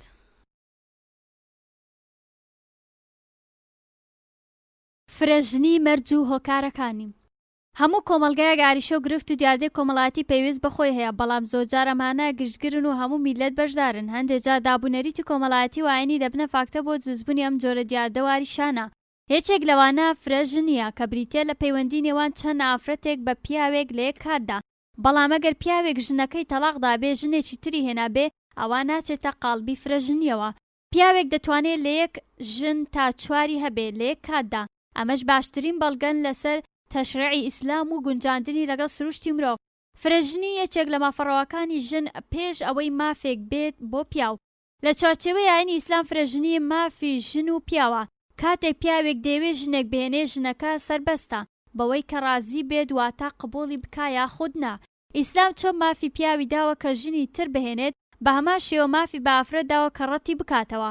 لە پێش ئاینی ئیسلامدا دەبینی فرەی لە هەبوونی ئافرەتدا بێسنوور بووە بەڵام مەرجی بۆ داناوە ئەویش پیاوەکە لە ڕووی ئابووریەوە توانای خەرج و مەسرەف و بەخێوکردنی هەبێ. لە یەهودیەتدا فرەژنی بەپێی توانا و پێویستی پیاو هەبووە هەروەکو لە کتێبی عەهد القەدیم تەوراتدا هاتووە کە داود سلێمان ژمارەیەکی زۆر لە ژن و هەتیویان هەبووە. کاتێک ئاینی مەسیحی هات هیچ دەقێکی دیاریکراوی نەبوو بۆ نەهێشتنی فرەژنی بەڵکو ڕێی پێدا بوو. هەتا سەدەی 17 هەندێک لە هۆزەکان فرەژنیان بە چارەسەر بۆ هەندێک کێشەدا ناوە. هەروەکو دەردەکەوێت کە مەلیکی فەڕەنسا شارلمان کە 2 ژن و کۆمەڵێک بەرجەستەی هەبوو هەبوونی چەند ژنێک لە یاساکانی پیاوی ئاینی مارتن لۆسەر کە پێشڕەوی پرۆستاند بوو زۆر بەڕوون و ئاشکرا باز لە فرەژنی دەکا و دەیگوت فرەژنی حرام نەکراوە بە فەرمانی خودا. هەرچەندە مەسیحیەکان دژی فرەژنی نەبوون بەڵام یەک ژنیان پێ باشتر بوو بۆ پاراستنی ڕژێمی خێزان و پتە و تۆکمەبوون و یەکگرتنی. بەڵام دوای هاتنی ئاینی ئیسلام سنوورێکی ڕێکی بۆ فرەیی داناوە چڕی دەکاتەوە بۆ 4 ژن بەمەرجێ دادپەروەری لە نێوانیان بکرێ. هەروەها تێڕوانینی دەوڵەتان جیاوازە لەبارەی فرەژنی وەکو ئەمریکا، بەریتانیا، فەڕەنسا، ئەڵمانیا، نەمسا و سوید. لەم وڵاتانە فرەژنی قەدەغەکراوە بەڵام زیاتر لە دەوڵەتە ئیسلامی عەرەبیەکان دەبینی فرەژنی ڕێگەی پێدراوە و پشتگیری لێ دەکرێت. لە دەستوری ئەو دەوڵەتانەی سەرەوە وێڕای هاوسەرگیری ڕێگە بە هەبوونی دۆست بۆ هەردوو ڕەگەز دراوە. حکمەتەکانی فرەژنی لە سوورەتی نیسا و هەندێک فەرمودەی پێغەمبەری ئیسلام درودی خوای لێبێ ژیانی پێغەمبەر دەردەکەوێت کە پیاو 1 تا 4 ژنی بۆ حەڵاڵە بەڵام لەمە زیاتر دەچێتە قاڵبی حرامەوە. خدا هەر شتێک کە حرام دەکات یاخود حەڵاڵی دەکا بێگومان حکمەتی خۆی تێدایە. خدای گەورە کە ڕێگەی بە چەند ژنی داوا بێهودە و بێسوود و قازانج نییە بەڵکو بۆ چارەسەرکردنی دەردی کوشندەی کۆمەڵە بە باشترین ڕێگا و بە چاکترین شێواز کە بتوانێت ئاسانترین چارە بۆ ئەو تەنگ و چەڵەمە و گیرروگرفت و کارەساتانەی کە ڕوبەڕووی خەڵک دەبێ لە ماوەی ژیانیان چارەیان بۆ بکە ڕزگاریان بکە لە ژیانی کۆلەمەرگی و ئەڕەش بینایەتی. جا لە بەرەمۆیانە چەند ژنی کار و فرمانێکی ڕەوا و دروست و ڕاستە بەو مەرجانە کە ئاینی پیرۆزی ئیسلام بۆ ژن هێنەری داناوە. دەتوانین هەندێک لەو حاڵەتانە دەستنیشان بکەین. 1. نەزۆچی هەروەکو دیاردەیەکی ئاشکرا لە نێوان هەموو میلەت و نەتەوەیەکدا واڕێک دەکەوێت کە ئافرەت نەزۆک دەبێ ئیتر نەبوونی منداڵ ئەفەلسەفەی بوونی شەریەت و بێمانا دەخاتەوە. لێرەدا 2 حاڵەتەیە لە بەردەم ئەم پیاوە وەکو ڕێگە چارەیەک. ئەلف یان دەبێ ژنەکە تەلاق بدات و ژنێکی تر بهێنێ با یان دەبێ ژنێکی تر بهێنێت بەسەر ئەم ژنە. بێگومان جۆری دووەمیان چاکترە چونکە ژنەکە لە لای مێردەکەی خۆی دەمێنێتەوە و نەوەکو تەلاق بدرێ و سەر لێ شێوا و ناومێدی دای بگرێت لە ژیان. 2. نەخۆشکەوتنی ئافرەت گەلێ جار ئافرەت گیرۆدەی نەخۆشیێکی کوشندە و نالەبار دەبێت کە توانای پەیوەندی ژن و مێردایەتی خزمەت و ئارکە کۆمەڵایەتی و ئابووری و فەرهەنگی و جنسیەکانی پێپەیڕەو ناکرێ لێرەدا یان دەبێ ژنەکە تەلاق بدات و ژنێکی تر بهێنێ یان ژنێکی تری بەسەردا بهێنێ یاخود دەبێ پیاوەکە دام بەخۆیدا بگرێ لەم کاتەدا ئەگەر پیاوەکە لە خواترز نەبێت تووشی داوێن پیسی و کاری نابەجێ دەبێت. سێیەم زۆر جار دەبێت کە پیاوە ئارەزوو جنسیەکانی بەرز و بەهێزە کەوایە لێ دەکات بە یەک ژن قەناعەت نەکا ئینجا پەنا دەباتە ژنی تر بهێنێت و ئەگەر نا لەوانەیە پەنا بۆ کاری داوێن پیسی ببات. چوارەم جاری وا دەبێت کە پیاوە ئافرەتێکی خزمی خۆی بێسەرپەرشتی هەیە یاخود ئافرەتێکی گەنج مێردی مردووە ڕەنگە گەنجێک ئامادە نەبێ بیخوازێ بەڵکو پیاوێکی بەژن بە سوپاسەوە پێی رازیە. پێنجەم لە زۆربەی سەرژمێریەکان وا دەرکەوتۆ ڕێژەی مێ زیاترە لە ڕێژەی نێر هەروەها دەرکەوتۆ کە هەمیشە نێر دووچاری مردن و لەناوچون دەبن هەروەها لە کاتی لەدایکبوونی ژەو دایکانێک کە منداڵیان لەبار دەچێ زیاتر نێرن نەوەکو مێ. شەشەم ئەو جەنگ و شەڕ و شۆرە بەرفراوانەی کە لە نێوان میلەتان ڕوویدا بوونە هۆی لەناوچوونی ژمارەیەک یەکجار زۆر لە پیاوان هەروەکو لە نێوان جەنگی جیهانی یەکەم و دووەمدا هەروەها لە جەنگی نێوان عێراق و ئەمریکا کە بە شەڕی ئازادی ناو دەبرێ هەروەها زۆربەی ئیشگرانەکان کەوتونە تا ئەستۆی پیاوان ئەمانە و چەندین هۆکاری تر وا لە پیاودەکا کە لە ناو چن و ڕێژەیان کەم بێتەوە. هەفتەم هەندێ جار ژن بە تەمەن گەورەترە لە پیاو زووتر بە ساڵات چوو دەبێ ناتوانێ حەز و ئارەزوەکانی دابین بکە بۆیە پەنا بۆ ژنی تر دەبات. هەشتەم هەندێ جار وا ڕێک دەخوازێ کە پیاو گەشتێکی دووری لە پێشدایە و ناشتوانێ ژنەکەی ببات لەگەڵ خۆی ماوەیەکی زۆریش لەم شوێنە دەمێنێتەوە ناتوانێ بەبێ ژنیش بێ لێرەدا یان دەبێت لەگەڵ ئافرەتانی داوێن پیس و ناشەڕعی ڕابێرێ یان دەبێت لەم شوێنە ژنێکی بەشەرەف بەڕێگەی شەرعی بهێنێ. نۆیەم فرەژنی ڕێگەیەکا بۆ چارەسەرکردنی قەیرەیی. دەیەم لە ڕێگەی فرەژنیدا وەچەی زۆر پەیدا دەبێت ئەمەش بۆ زۆر کات بەسوودا وەکو لە کاتی شەڕ و جەنگ و ڕوبەڕووبوونەوەی دژمنان و زۆربەی دەستی ئیشکەر بە تایبەتی بۆ کۆمەلگا کشت و کاڵیەکان. مەرجەکانی فرەژنی بەپێی ئاینی ئیسلام دوو مەرجی سەرەکی داناوە بۆ چەند ژنی باسی هیچ مەرجێکی تریان نەکردووە بۆیە هەر کەسێک بە ناوی دین و شەریعەتەوە مەرج و بەندێکی دیکە بخاتە سەر ئەو دوو مەسەلەیە بێگومان دەیەوێت حکمێکی شەرعی بگۆڕێت. لێرەدا باس لەو دوو مەرجە دەکەین. یەکەم دادگەری بەواتای دادگەریکردن لە نێوان واتە دادگەریکردن لە کڕینی شتومەک و جلوبەرگ و دادگەریکردن لە سۆز و خۆشەویستی لە نێوانیاندا و ئەوەی لە دڵیاتی ئاشکرای نەکات لە نێوان ژنەکانی خودای گەورە دەفەرمێ وەلەن تەستەطیعوا ئەن تەعدیلوا بەینە النیساء سوورەتی نیسا ئاەتی 129 واتە بێگومان هەرچەندە سوور بن هەر ناتوانن دادگەری بکەن لە نێوان ژنەکاندا بەڵام یەک جاریش لامەدەن بەلای یەکیاندا کە خۆشتان دەوێت. هەروەها پەیامبەرمان پۆزشی لە خودا ویستووە چونکە لە توانای هیچ ئادەمیزادێکدا نییە کە بتوانێ وەک یەک هەموو ژنەکانی خۆش بوێت وەکو فەرموویەتی پەروەردیگارم ئەوەندەم لە دەسەڵات و توانادەیە کە بەرامبەر هاوسەرەکانم بکەم لە دادگەری بەڵام هیچ توانا و دەسەڵاتێکم نییە لەوەی کە بەدەستی تۆیە خۆشەویستی دڵیشم بەدەست خۆم نییە. هەروەها دەفەرمێت من كان له امرأتان فمال إلى إحداهن دون الأخرى وفي رواية ولم يعدل بينهما جاء يوم القيامة واحد شقيه مائل. دووەم توانای مەسرەف و بەخێوکردنیان هەبێت. دیارە ئەمەش نەک تەنها هی ژنێک بەڵکو مەرجی ژنهێنانی یەکەمیشە چونکە مادەم مەسرەف کێشانی ژن و ماڵ و منداڵ لەسەر مێرد فەرزکراوە کەم تەرخەمی تێدا گوناهبار دەبێت. شێوەی بەخێوکردن چەند جۆرێکی هەیە لە پێشینە چاکەکانمان دیارە کە زۆربەیان هەژار بوون زۆر جار دەنکە خوڕمەیەک نەبوو بیخۆن اینجا چەندین ژنیان هەبووە کەواتە ئەگەر بیەوێ بەخێویان بکە مانایەوە نییە هەریەکەیان هەموو پێداویستی ژیانی پلەی ئەمڕۆی هەبێ هەموو کات ماڵی پڕ بێت لە خواردن. سێیەم نابێ لە 4 ژن زیاتری هەبێت لە یەک کاتدا. لە چ کاتێکدا فرەژنی جایز نییە؟ یەکەم پیاو دەتوانێت لە 1 تا 4 ژنی هەبێ بەڵام لەوە زیاتر دەچێتە قاڵبی حرامەوە. دووەم ترسان لە نەبوونی دادپەروەری ئەگەر پیاوێک نەیتوانی دادپەروەری بکە لە نێوانیان یاخود ژنی یەکەمی بەجێهێشت و بەدوای ژنەکەی تر کەوت، یاخود دڵی بەلای یەکێکیان بچێت و ئەوی تر پشتگوێ بخا، ئەمەش دەبێتە هۆی فەسادی. خوداش کەسی فەسادی خۆش ناوێ.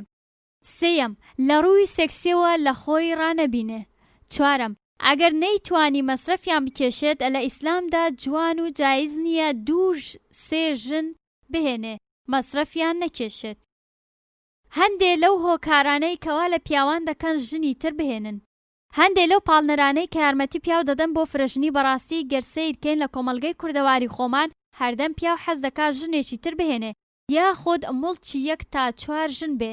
ئەگەر بۆ ڕێک بکەوێ، ئەمانەش چەندین پاڵنەری لاوەچی و سەرەکی وا لە پیاو دەکەن بۆ هێنانی ژنی تر. پاڵنەرەکان: یەکەم، خێزان بەڕاستی دەورێکی زۆر سەرەکی دەبینێت. بۆ نمونە، وا ڕێدەکەوێت کە کوڕێکیان خێزاندارە و ژنەکەی منداڵی نابێت. ئیدی دایک و باوکی ئەم کوڕە داوا لە کوڕەکەیان دەکەن کە ژنێکی تر بهێنێ، هەرچەندە ئەم کوڕە خۆی ڕازی نییە ژنی تر بهێنێ، بەڵام زۆر داوای لێ دەکەن و ڕازی دەکەن.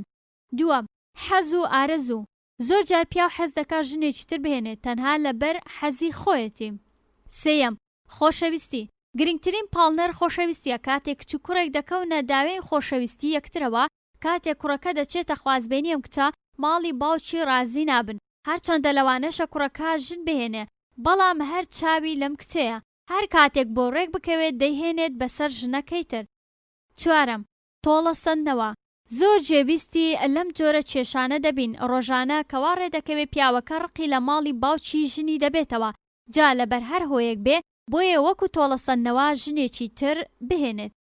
پێنجەم، زۆرە ملێ: باوک یاخود گەورەی خێزان کە کچێکی بۆ ئەم کوڕە دەست نیشان دەکا، هەرچەندە ڕازیش نییە، بەڵام بە زۆری پێی دەهێنێ چونکە بە حەز و ئارەزوو خۆی نەهێناوە، بۆیە هەر کاتێک بۆی بڕەخسێ ژنێکی تر دەهێنێت.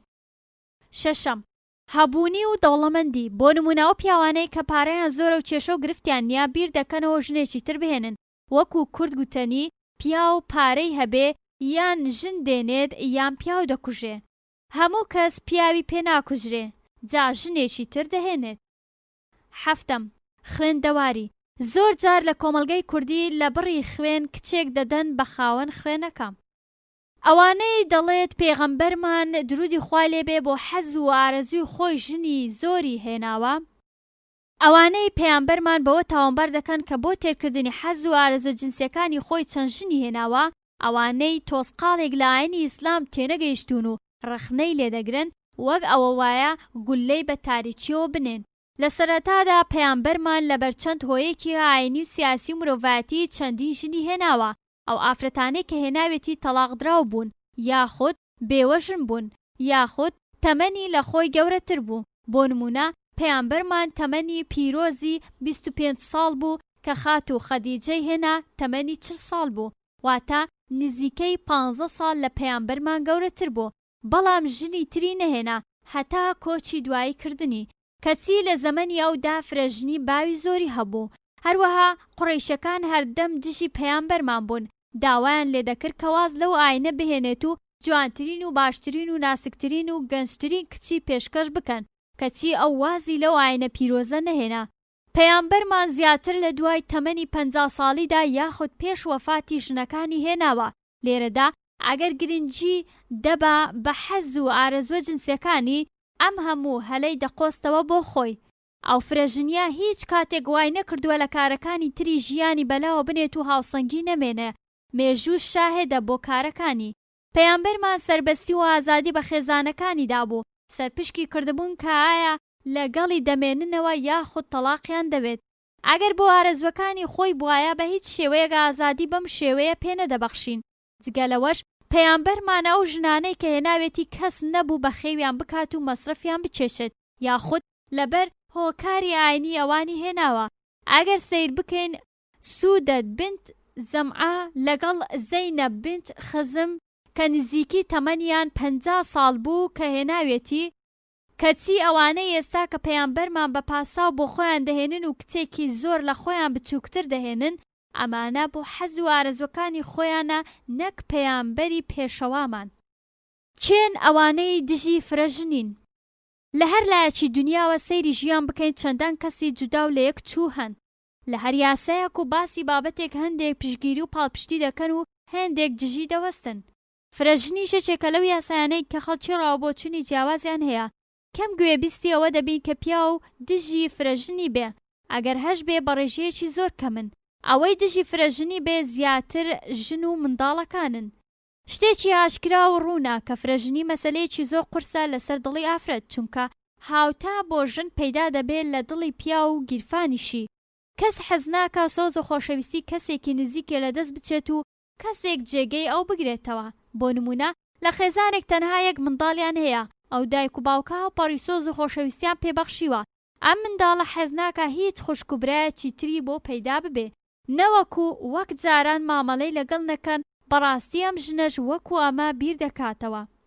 کاتێ لەگەڵ ئافرەتان قسە دەکەی لەسەر بابەتی فرەژنی باس لێوە دەکەن و دەڵێن ئێمە بۆیە دژی فرەژنین دەزانی مێردەکانمان دادپەروەری پێناکرێت لە نێوانمان، هەروەها بەی شێوەیەک رازی نابێ بچێ کچێکی قەیرە بهێنێ یاخود بێوەشنێک، بەڵکو کچێکی زۆر لە تەمەنی خۆی بچووکتر دەهێنێت. هەروەها منداڵەکانی ئەم خێزانانەش دژی ژن هێنانن بەسەر دایکیان. لێرەدا هەندێ هۆکار هەیە، لەوانەش دایکیان زۆر خۆش بوێ و حەز نەکەن باوکی ژنی بەسەر دایکیان بهێنێ. وا هەز دەکەن کێشە و گرفتیان زیاد دەبێم. زۆر جار منداڵەکان پێشیان خۆش نییە لە سامان و سەروەتی باوکیان شەریکاتیان بۆ پەیدا بێت. زۆربەی ئەو منداڵانەی دژی ژنهێنانی باوکیانن لەبەر لایەنی ئابووریە، واتە لایەنی مادی. واتە ئەو کچە یاخود کوڕا وا بیر دەکاتەوە کە باوکی ژنێکی تر بهێنێ، ئەو ژنە منداڵی دەبێ، ئیدی ئەو منداڵە بەشی دەبێت لە میراتی باوکی، بەشی ئەمانە کەم دەبێتەوە. ئەگەر بە شێوەیەکی ژیرانە بیر بکەینەوە، ئەوە زۆربەی پاساوەکان واقعین، هەرچەندە زۆر کێشە و گرفتی لێ دەکەوێتەوە. ئەم بەشەش بە کۆتا هات. دیاردەی تەلاق واتە جیابوونەوە. تەلاق دیاردەیەکی کۆمەڵاتی ترسناکە دەبێتە هۆی هەڵتەکانی خێزان و کۆمەڵ، کەواتە ئەو کردارەیە کە لە ئەنجامی ڕەتکردنەوەی ئەو هاسەربەندەی کە گرێ دراوە لە نێوان ژن و مێرد یاخود بریتیە لە ناوچوونی پەیوەندی زەواج کە لە نێوانیاندا هەیە. تەلاق ڕەگ و ڕیشەی لە قوڵایی مێژوودا کوتاوە، تایبەت نییە بە سەردەمێکی دیاری کراو، بەڵکو مەسەلەیەکی جیهانی و هەتاهەتاییە ڕێژەکەی بەرەو زیادی چووە. ئەمەش سەرنجی فەیلسوف و کۆمەلزان و ڕۆشنبیرانی ڕاکێشاوە. بە بڕوای نووسەری بەناوبانگی فەڕەنسی ڤۆڵتێر تەلاق لەگەڵ دروستبوونی یەکەم خێزان سەری هەڵداوە، بەڵام تەلاقدان چەند هەفتەیەک دوای هاوسەرێتی ڕوویداوە، چونکە تەلاقدان ماوەیەکی دەوێت بۆ ئەوەی ژن و مێرد ناکۆکیان بکەوێتە نێوانیان و اینجا بڕیاری تەلاق بدەن. هۆکارەکانی تەلاق. بەپێی یاسا هۆکارەکانی لە کۆمەڵە جیاوازەکاندا جۆراوجۆر بووە، جا چه هۆکاری سادە بن یاخود هۆکاری ئاڵۆز بن، بەڵام چەند هۆکارێکی گشتی هەن کە لە زۆربەی کۆمەڵەکاندا دەردەکەون، بەڵام چەندین هۆکاری تایبەتیشان کە لە کۆمەڵێکەوە بۆ کۆمەڵێکی تر دەگۆڕێ. لە هەندێک کۆمەڵ گرنگیان پێدەدرێ، کەچی لە هەندێکی تر پشتگوێ دەخرێت و گرنگی پێنادرێ. بۆ نمونە لە وڵاتی چین چەنەبازی واتە زۆر بڵێ هۆیەکە بۆ جیابوونەوە. لە وڵاتە یەکگرتووەکانی ئەمریکا یەکەم یاسای جدابوونەوە لە ویلایەتی پەنسیلڤانیا ساڵی 1785 دەرکرا کە زینا تاقە هۆکار و بیانوێک بووە، بەڵام لە ساڵی 1875 چەندین هۆکاری دیاری کرد بۆ جیابوونەوە، وەکو مامەڵەی توندوتیژی، بەجێهێشتن، ناپاکی هاوسەرێتی، بەڵام ئێستا چەندین هۆکاری تر هەن بۆ جیابوونەوە. بەڵام دەتوانین گرنگترین هۆکارەکان دیاری بکەین. یەکەم، هۆکاری بایۆلۆجی، نەزۆکی، نەخۆشی درێژخایەن. دووەم، هۆکاری کۆمەڵایەتی و ئابووری، ژنهێنان و شوکردن بە زۆرەملێ، دەستێوەردانی کەسانی تر لە کاروباری خێزان، هەژاری، زیناکردن و ناپاکی هاوسەرێتی، ڕەوشتی نابەجێ. سێیەم، هۆکاری دەرونی. لێرەدا باسی هەر یەکەیان بەجیا دەکەین. نەزۆکی. زۆربەی خێزانان بەم دیاردەیە دەناڵێنن ئەویش نەبوونی منداڵە، جا چ پەیوەندی بە پیاوەکە هەبێت یاخود ژنەکە. لە زۆربەی کۆمەڵاندا ئەمە بیانوویەکە بۆ لە یەکجیابوونەوە. ئەمە مافێکی سروشتی هەر یەکەیانە، بەداخەوە لە کۆمەلگەی ئێمە پیاوەکە جورئەتی ئەوە ناکا ئەو مافە بە ژنەکەی بدات. نەخۆشی درێژخایەن.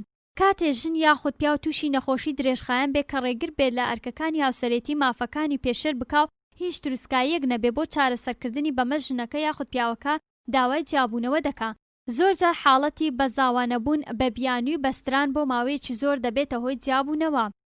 ژنهێنان یاخود شوکردن بە زۆرم لێم، بەمانایەوەی ئەگەر کێچ یاخود کوڕ بە ئارەزوی خۆیان هاوسەری ژیانیان هەڵنەبژێرن، بەڵکو کەسانی تر بۆیان هەڵبژێرن، وەکو دایک و باوک و مام و خاڵ یاخود گەورەی عەشیرەتەکەی یاخود هەندێک دیاردەی کۆمەڵایەتی تاوەکو ئێستاشە نێوانمان باوە، وەک کچدان لە بڕی خوێن، گەورە بە بچووک، ژن بە ژنێ و تا دوایی.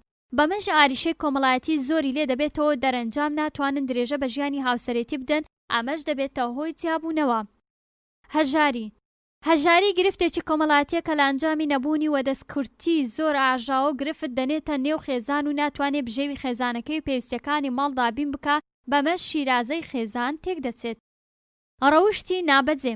ڕەوشتی نابەجێ وەکو قومارکردن، خواردنەوەی مادە بێهۆشکەرەکان، زیناکردن و بەردەوامبوونی و تا دوایی. لێرەدا پیاو زیاتر ئەم کارانە دەکا، هەرچەندە ژنیش ئەم کارانە دەکا، بەڵام بە ڕێژەیەکی کەمتر، یاخود پیاوەکەم کارانە دەکات و ژنەکە نایکا و بە پێچەوانەوە ئەمەش دەبێتە هۆی تێکدانی خێزان و لێکجیابوونەوە ڕوودەدات.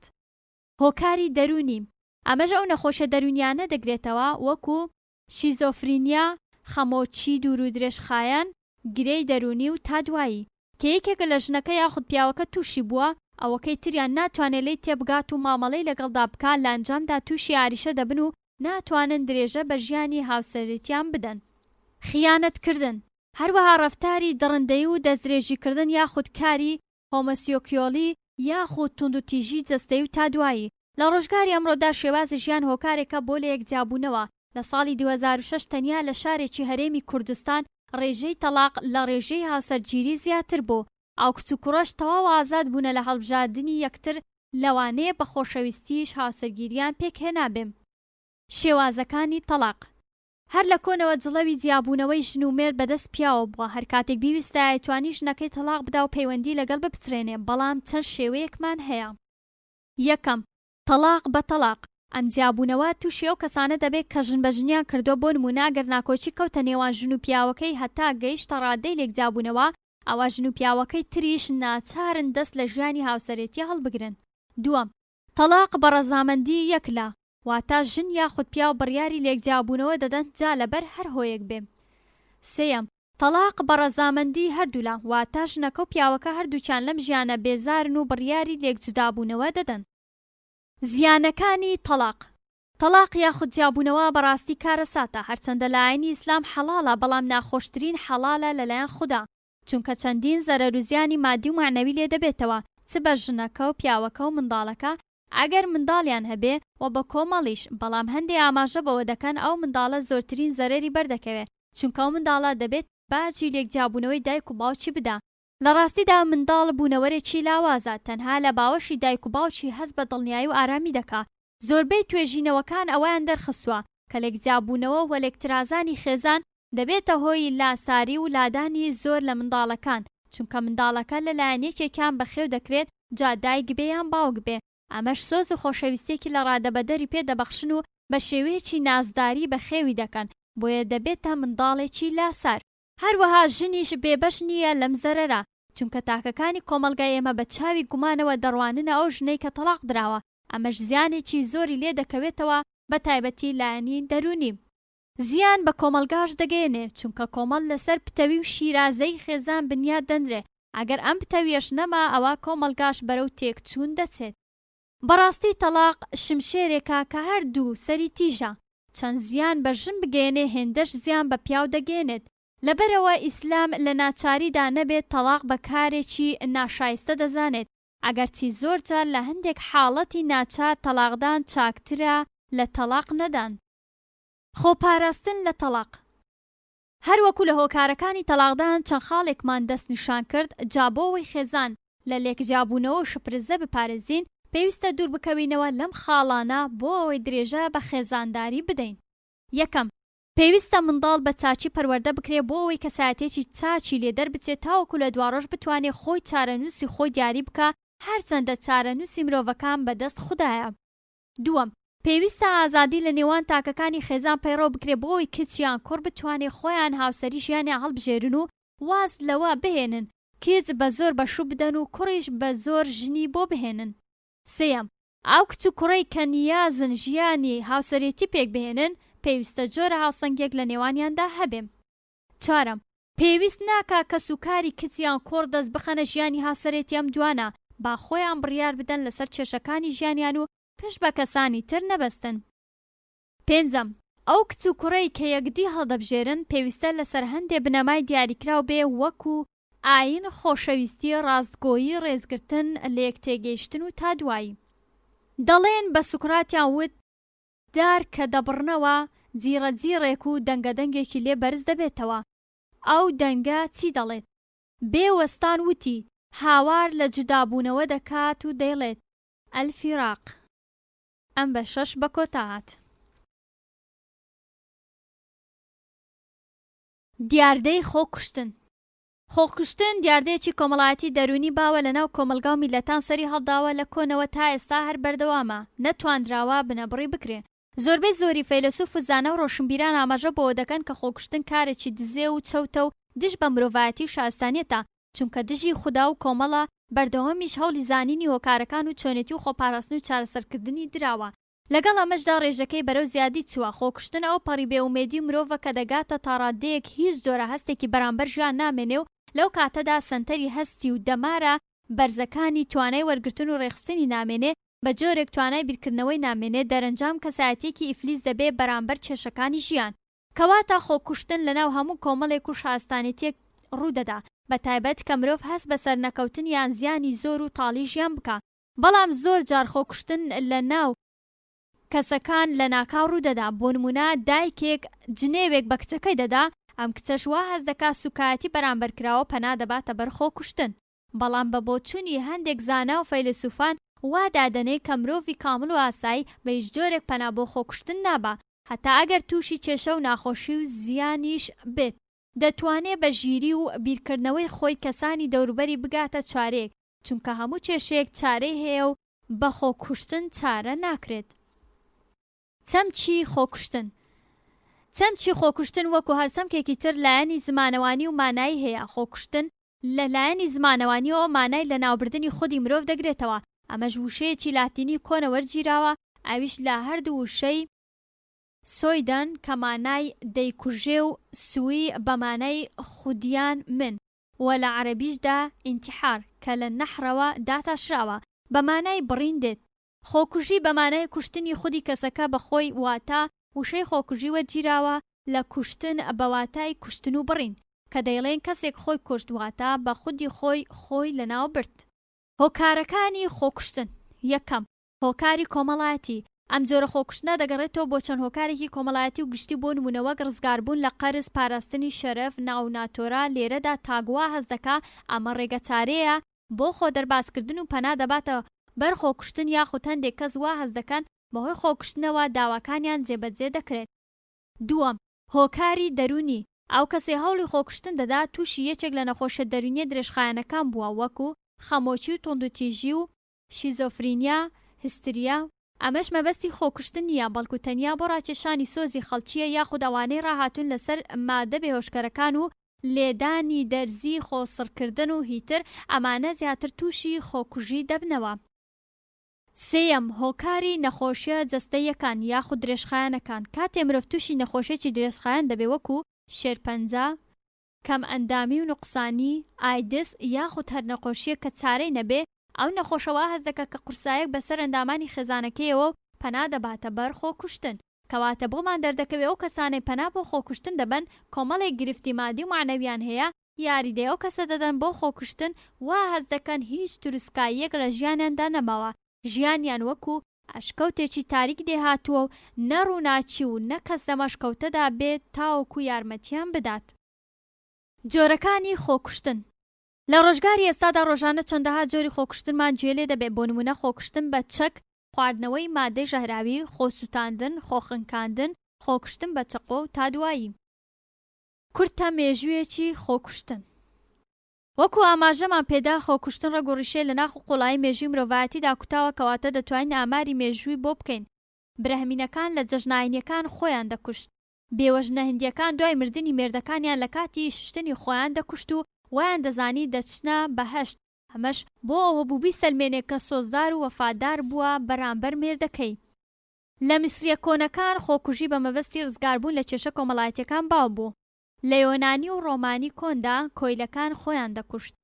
هەروەها زانای ئەنترۆپۆلۆژی مالینۆفسکی ساڵی 1949 ئاماژە بەبوونی ئەم دیاردەیە دەکات لای هۆزەکانی تروبریاند هەروەها خانم بنت کرد دەڵێت خۆکوژی لە لای کۆمەلگای ئەلدوبوای خواریخ ئۆقیانوسی با سفکی باوە کەسانێکن خۆیان دەکوژن هەروەها کۆمەلگای ئەلوی و ئەو کەسەی دەستدرێژی بکاتە سەر شەرەفی خزم و کەسێکی خۆی کە حەڵاڵ نەبێ بۆی ئەوە ناچار دەکرێت خۆی بکوژێ هەروەها لە لای ئەسکیمۆنەکانیش لە باکووری ئاسیا مرۆڤە بە ساڵاتچوو نەخۆشەکان لە کاتی برسێتی و گرانیدا خۆیان دەکوشت هەروەها لە ئەمریکای باکووریش لەناو هۆزە هیندیەکاندا کارەکانیان لە کاتی مردنی گەورەکانیان خۆیان دەکوشت و بە شەرەفێکی گەورە بۆیان لە قەڵەم دەدرا و لە هەمان گۆڕ دەنێژران لە یابانیش کۆمەڵەی سامواری ناوبانجیان دەرکردبوو کە بە پێی دابوونەریت و کۆمەڵایەتیان لە بۆنە و کاتە تایبەتیەکاندا خۆیان دەکوشت خۆکوشتن لە وڵاتە خۆراواییەکان بە زۆری ڕووەدا لە سەرژمێریەک دەرکەوتە کە بەریتانیەکان ڕۆژانی دووشەمە خۆیان دەکوژن بەڵام لە وڵاتانی خۆرهەڵات و ئیسلامیەکان ڕێژەی خۆکوشتن کەمترە چونکە لە ئاینی ئیسلام خۆکوشتن قەدەغەیە چونکە بە گوناهێکی گەورە دانراوە و سزای لەو دنیا هەیە بۆچوونی هەندێک زانا لەبارەی خۆکوشتنەوە یەکەم یاب یەکێک لە زاناکانی هۆنگ کۆنگ لەو باوەڕەدایە کە هەژاری و نەبوونی برسێتی و تێکچوونی پەیوەندی نێوان تاکەکانی کۆمەڵ لە هۆکاری گرنگم بۆ بەرزبوونەوەی ڕێژەی خۆکوشتن لەلایەشترەوە هەندێک لە بیرروڕاکان ئاماژە بەوە دەکەن کە دەوڵەمەندی و ڕەفاهیەت و خۆشگوزەرانی زیاد لە پێویست هۆیەکە بۆ خۆکوشتن بۆ نمونە لە سوید شیمانەی ئەوە دەکرێت بۆ خۆشگوزەرانی و زیاد لە پێویست بگەڕێنەوە چونکە تاک لەوێ هەست بە بۆشایی کات و زۆری و بێزاری و گرفت و ڕۆتینی دەکات دووەم خۆکوشتن بە بۆچوونی سانسبیری زانە و پسپۆر و فرەڕەهەندەکان ئەو توانی جیاوازی لە خۆکوشتن لە نێوان هۆیە لاوەچیەکان و بنەڕەتیەکان کە لە حاڵەت لە شاری لەندەن لە ماوەی ساڵانی 1936-1938 تۆمار کراوە بکە لە زۆربەی حاڵەتەکانی خۆکوشتن زیاتر لە هۆیەک هەیە دەبێتە هۆی خۆکوشتن ئەویش هۆکاری کۆمەڵایەتی هاوسەنگی بیر کەسایەتی ناوازە یەکێک لە هۆکارەکانی تر دەگەڕێتەوە بۆ بێکاری لە هۆکانی خۆکوشتن لە ئەوروپا پرۆفیسۆر سانسبیری دەگەڕێتەوە بۆ شکستێنانی خۆشەویستی ڕۆمانتیکی یەکێک لە هۆیە ڕاستەوخۆکانی خۆکوشتن لە کۆی 390 حاڵەتەکە زگی ناشەرحی شکستێنان لازمونەکانی کۆتایی سێیەم بەپێی بۆچوونی سیگمۆند فرۆید لەم بارەیەوە باوەڕی وابوو کە ئارەزوی خۆکوشتن دەگەڕێتەوە بۆ غەریزەی ژیان و مردن کە ململانەیە لەگەڵ مرۆڤەکان دەکەن هەندێک دەروونناسی تر باوەڕیان وایە کە کاری خۆکوشتن دەگەڕێتەوە بۆ غەریزەی دژواری لە دەرونی مرۆڤ و ئەم هێزە دەگۆڕێت لە جاتی بەکار بێت بەرامبەر کەسانی تر بەکار دەهێنرێت دژ بە دەرونی خۆی چوارم بە بۆچوونی ئەمیل دۆرکهایم خۆکوشتن هەموو جۆرەکانی مردن و کە لە ئەنجامی ڕاستەوخۆیان ناڕاستەوخۆ لە کارێکی پۆزتیڤ و نێگەتیڤی کە کەسی قوربانی مردن خۆی ئەنجامی دابێ ئەو کارە دەبێتە ئەو دەرەنجامە ئەوەی لەو پێناسەیە دەبیندرێت تێکەڵاوی دروست کردووە لە نێوان جۆرەکانی خۆکوشتن و جۆرەکانی تری مردن وەکو شەهید و کوشتن لە پێناو شتە پیرۆزەکان و قوربانی هەروەها لە کارە سەرنجڕاکێشەکانی دۆرکایم لەو بارەیەوە ئەو لێکۆڵینەوەی لەبارەی خۆکوشتن کردووە و سوودی لەو ئامار و زانیارەی ئەنجام داوە وەرگرتووە لە کتێبی خۆکوشتن ئەو هۆکارانەی بە یەکتریەوە پەیوەندیان هەیە ئەو بەهۆی بەکارهێنانی ئامارەوە دەری خست کە هۆکارە کۆمەڵایەتیەکان وەکو خێزان و ئاین پەیوەندیان بە خۆکوشتنەوە هەیە چارەسەرکردن و خۆپاراستن دیاردەی خۆکوشتن دیاردەیەکی ترسناکە بنەما و کۆمەلگا هەڵدەتەچێنێت لەبەرەوە بەردەوام پزیشکان و پسپۆڕانی ئەم بوارە لە هەوڵی چارەسەرکردنی ئەو کەسانن کە لە هەوڵەکانیاندا سەرنەکەوتوو بوون هەروەها دۆزینەوەی ڕێگەچارەی بۆ خۆپاراستن لەو دەردا دەتوانین چەند خاڵێک دیاری بکەین بۆ ئەوەی ئەم دیاردەیە کەم بکەینەوە تاوەکو زۆر کەس لە خۆکوشتن ڕزگار بکەین دووبارە ژیانی نوێیان دەست پێ بکاتەوە و مۆمی ژیانیان دابگیرسێتەوە دەبێت ئەوەمان لە یاد نەچێ ئەوەی جارێک هەوڵی خۆکوشتن دەدا ئەگەری دووبارە بوونەوەی هەیە نەهێشتنی و کەمکردنەوەی تەنیایی و نامۆیی و گۆشەگیری تاکەکانی کۆمەڵ و زیادکردنی پەیوەندیە کۆمەڵایەتیەکان گرنگیدان بە خانە نشینی و پیر و بەساڵاتچوان و قۆستنەوەی کاتی بێئیشیان دەستنیشانکردنی ئەو کەسانەی کە نیازی خۆکوشتنیان هەیە چاودێریکردن و پاراستنی ئەو دەرمانانەی کە بۆ خۆپاراستن بەکاردێن بەهێزکردنی بیر و باوەڕی ئاینی لە دڵی خەڵکەکە و ترسان لە سزای دوواڕۆژ پێویستە دەستگاکانی ڕاگەیاندن دەوریان هەبێ بۆ ڕێنماییکردن و خۆپاراستن لەو دیاردەیە هەروەها پێویستە پرۆگرامی کۆمەڵایەتی زیاد بکرێت بۆ چاکردنی ژینگەی کۆمەڵایەتی پێویستە حکوومەت ئاگاداری تاکەکانی کۆمەڵ بێ بەتایبەت ئەوانەی کەم دەرامەتن چونکە یەکێک لە هۆکانی خۆ کوشتنە. دیل کارنگی دەڵێ کەسی ڕووناکبین لە پەنجەرەوە سەیری دەرەوە دەکات و جوانی هەڵاتنی خۆر دەبینێ، بەڵام کەسی ڕەشبین کە سەیری دەرەوە دەکات تەنها پیسی پەنجەرەکە دەبینێ. ئەم بەشەش بە کۆتا هات. پەراوێزەکانی بەشی دووەم. یەکەم، مەنوچێر موحسینی، دەروازەکانی کۆمەڵناسی لاپەڕا 381. دووەم، پەروین سازگەرا، سەرچاوەی پێشوو لاپەڕا 152. سێم، مەلیحە عەونی و سوبیح عەبدولمەنع، سۆسیۆلۆژیای خێزان و سابر بۆکانی، لاپەڕا 11 2002. چوارەم، بێستون محەممەد و تەها حسێن، هۆکارەکانی مێرد منداڵان لە خێزانەوە بۆ سەر جادان، لاپەڕا 2 2006. پێنجەم، ئەحمەد فەتحوڵڵا، تەرازوەکان یا ڕۆشنگەلێکی سەرڕێگا و ئەردەوان مستەفا، لاپەڕا 176 2006. شەشەم، مەنوچێر موحسینی، سەرچاوەی پێشوو، لاپەڕا 382. هەفتەم، مەلیحە عەونی و سوبیح عەبدولمەنع، سەرچاوەی پێشوو، لاپەڕا 23. هەشتەم، مەنوچێر موحسینی، کۆمەڵناسی گشتی، لاپەڕا 86. نۆیەم، مەلیحە عەونی، سەرچاوەی پێشوو، لاپەڕا 21 تا 22. دەیەم، مەنوچێر موحسینی، سەرچاوەی پێشوو، لاپەڕا 86. یازدە، مەنوچێر موحسینی، دەروازەکانی کۆمەڵناسی، لاپەڕا 382. دوازدە، مەلیحە عەونی و سوبیح عەبدولمەنع، سەرچاوەی پێشوو، لاپەڕا 22. سێزدە، دیار عەزیز و ڕێبین ڕەسوول، سەرچاوەی پێشوو، لاپەڕا 257 253. چواردە، مەلیحە عەونی و سوبیح عەبدولمەنع، سەرچاوەی پێشوو، لاپەڕا 24 بۆ 25. پازدە، مەنوچێر موحسینی، سەرچاوەی پێشوو، لاپەڕا 383. شازدە، دیکتۆر قەیس نووری، سەرچاوەی پێشوو، لاپەڕا 201. عەفدە، دیار عەزیز و ڕێبین ڕەسوول، سەرچاوەی پێشوو، لاپەڕا 259. هەژدە، مەلیحە عەونی و سوبیح عەبدولمەنع، سەرچاوەی پێشوو، لاپەڕا 35. نۆزدە، دیار عەزیز و ڕێبین ڕەسوول، سەرچاوەی پێشوو، لاپەڕا 359. 20، مەلیحە عەونی و سوبیح عەبدولمەنع، سەرچاوەی پێشوو، لاپەڕا 32. 21، مەنوچێر موحسینی، سەرچاوەی پێشوو، لاپەڕا 383 تاوەکو 384.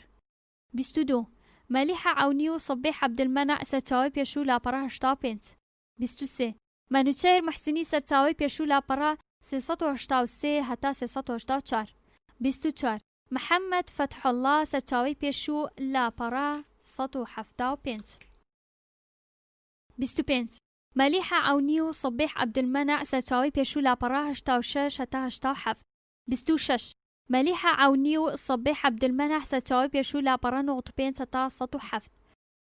27، مەلیحە عەونی و سوبیح عەبدولمەنع، سەرچاوەی پێشوو، لاپەڕا 100 هەتا 101. دیکتۆر قەیس نووری، لاپەڕا 233.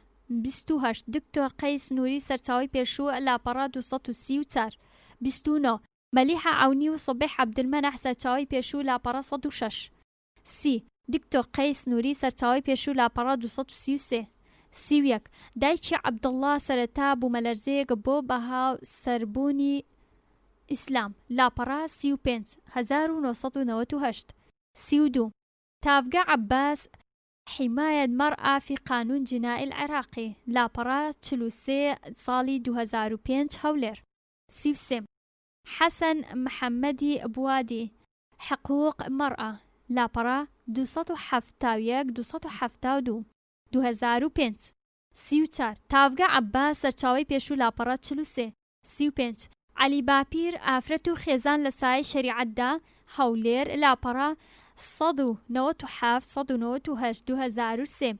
سابر گردعازەبانی، دەمکوتکردنەوەی ناحانی ئیسلام 1986 بەغداد، حەسەن محەممەد بوادی، سەرچاوەی پێشوو، لاپەڕا 172.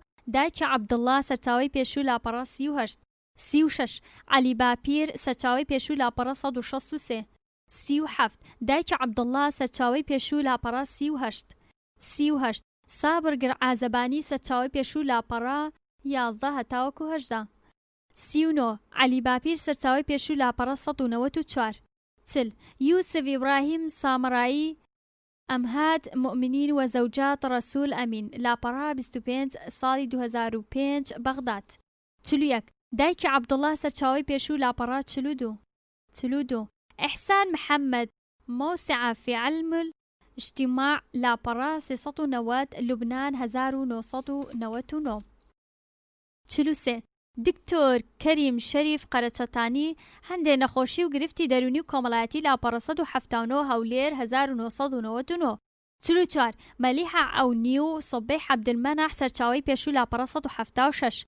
45 کەریم شەریف سەرچاوەی پێشوو لاپەڕە 181 تا 185 مەلیحە عەونی سەرچاوەی پێشوو لاپەڕە 177.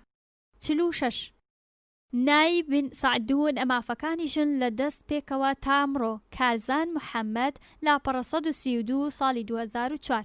47 بورهان قانع بنچینە کۆمەڵایەتەکانی ئافرەتی لادێنشینی کوردەواری لاپەڕە 40 هەتا 41 هەولێر 1979. 48 نای بن سعدون سەرچاوەی پێشوو لاپەڕە 148. 49 محەممەد فەتحوڵڵا تەرازوەکان یاخود ڕۆشنگەلێکی سەرڕێگا و ئەردەوان مستەفا لاپەڕا 177. 50 کەریم شەریف سەرچاوەی پێشوو لاپەڕە 189. 51 گۆیژە زەنگەنە ئافرەت لە 4 ئایندا لاپەڕە 113 هەولێر 1999. 52 کەریم شەریف سەرچاوەی پێشوو لاپەڕە 153. 53 عەبدولەتیف عەبدولمەجید دکتۆر معین خەلیل عومەر مشکلات اجتماعية لاپەڕا 226 بەغدا 1991. 54 کەریم شەیدا نەخۆشە دەرونیە لە شێکان لاپەڕە 51 سلێمانی 2000. 55 گۆڤاری کۆوار ژمارە 3 لاپەڕە 47 ساڵی 2006. 56 کەریم شەریف سەرچاوەی پێشوو لاپەڕە 152. 57 کەریم شەیدا سەرچاوەی پێشوو لاپەڕە 72. 58 کەریم شەریف سەرچاوەی پێشوو لاپەڕە 166. 59 دکتۆر ئیحسان محەممەد سەرچاوەی پێشوو لاپەڕە 75. 60 جەلال خەلەف ژاڵەیی گرنگترین نەخۆشە دەرونیەکان لاپەڕە 111 بەغداد ساڵی 1966 کەریم شەریف سەرچاوەی پێشوو لاپەڕە 72. 61 عەبدولەتیف سەرچاوەی پێشوو لاپەڕە 226. 62 مەنوچێر موحسینی سەرچاوەی پێشوو لاپەڕە 164. 63 کەریم شەریف سەرچاوەی پێشوو لاپەڕە 176 هەتاوەکو 179. پەرتووچی کۆمەڵاسی و دیاردە کۆمەڵایەتیەکان کۆتایی هات بە هیوای بەخشینی زانیاریەکی زۆر بۆ هەموو لایەک.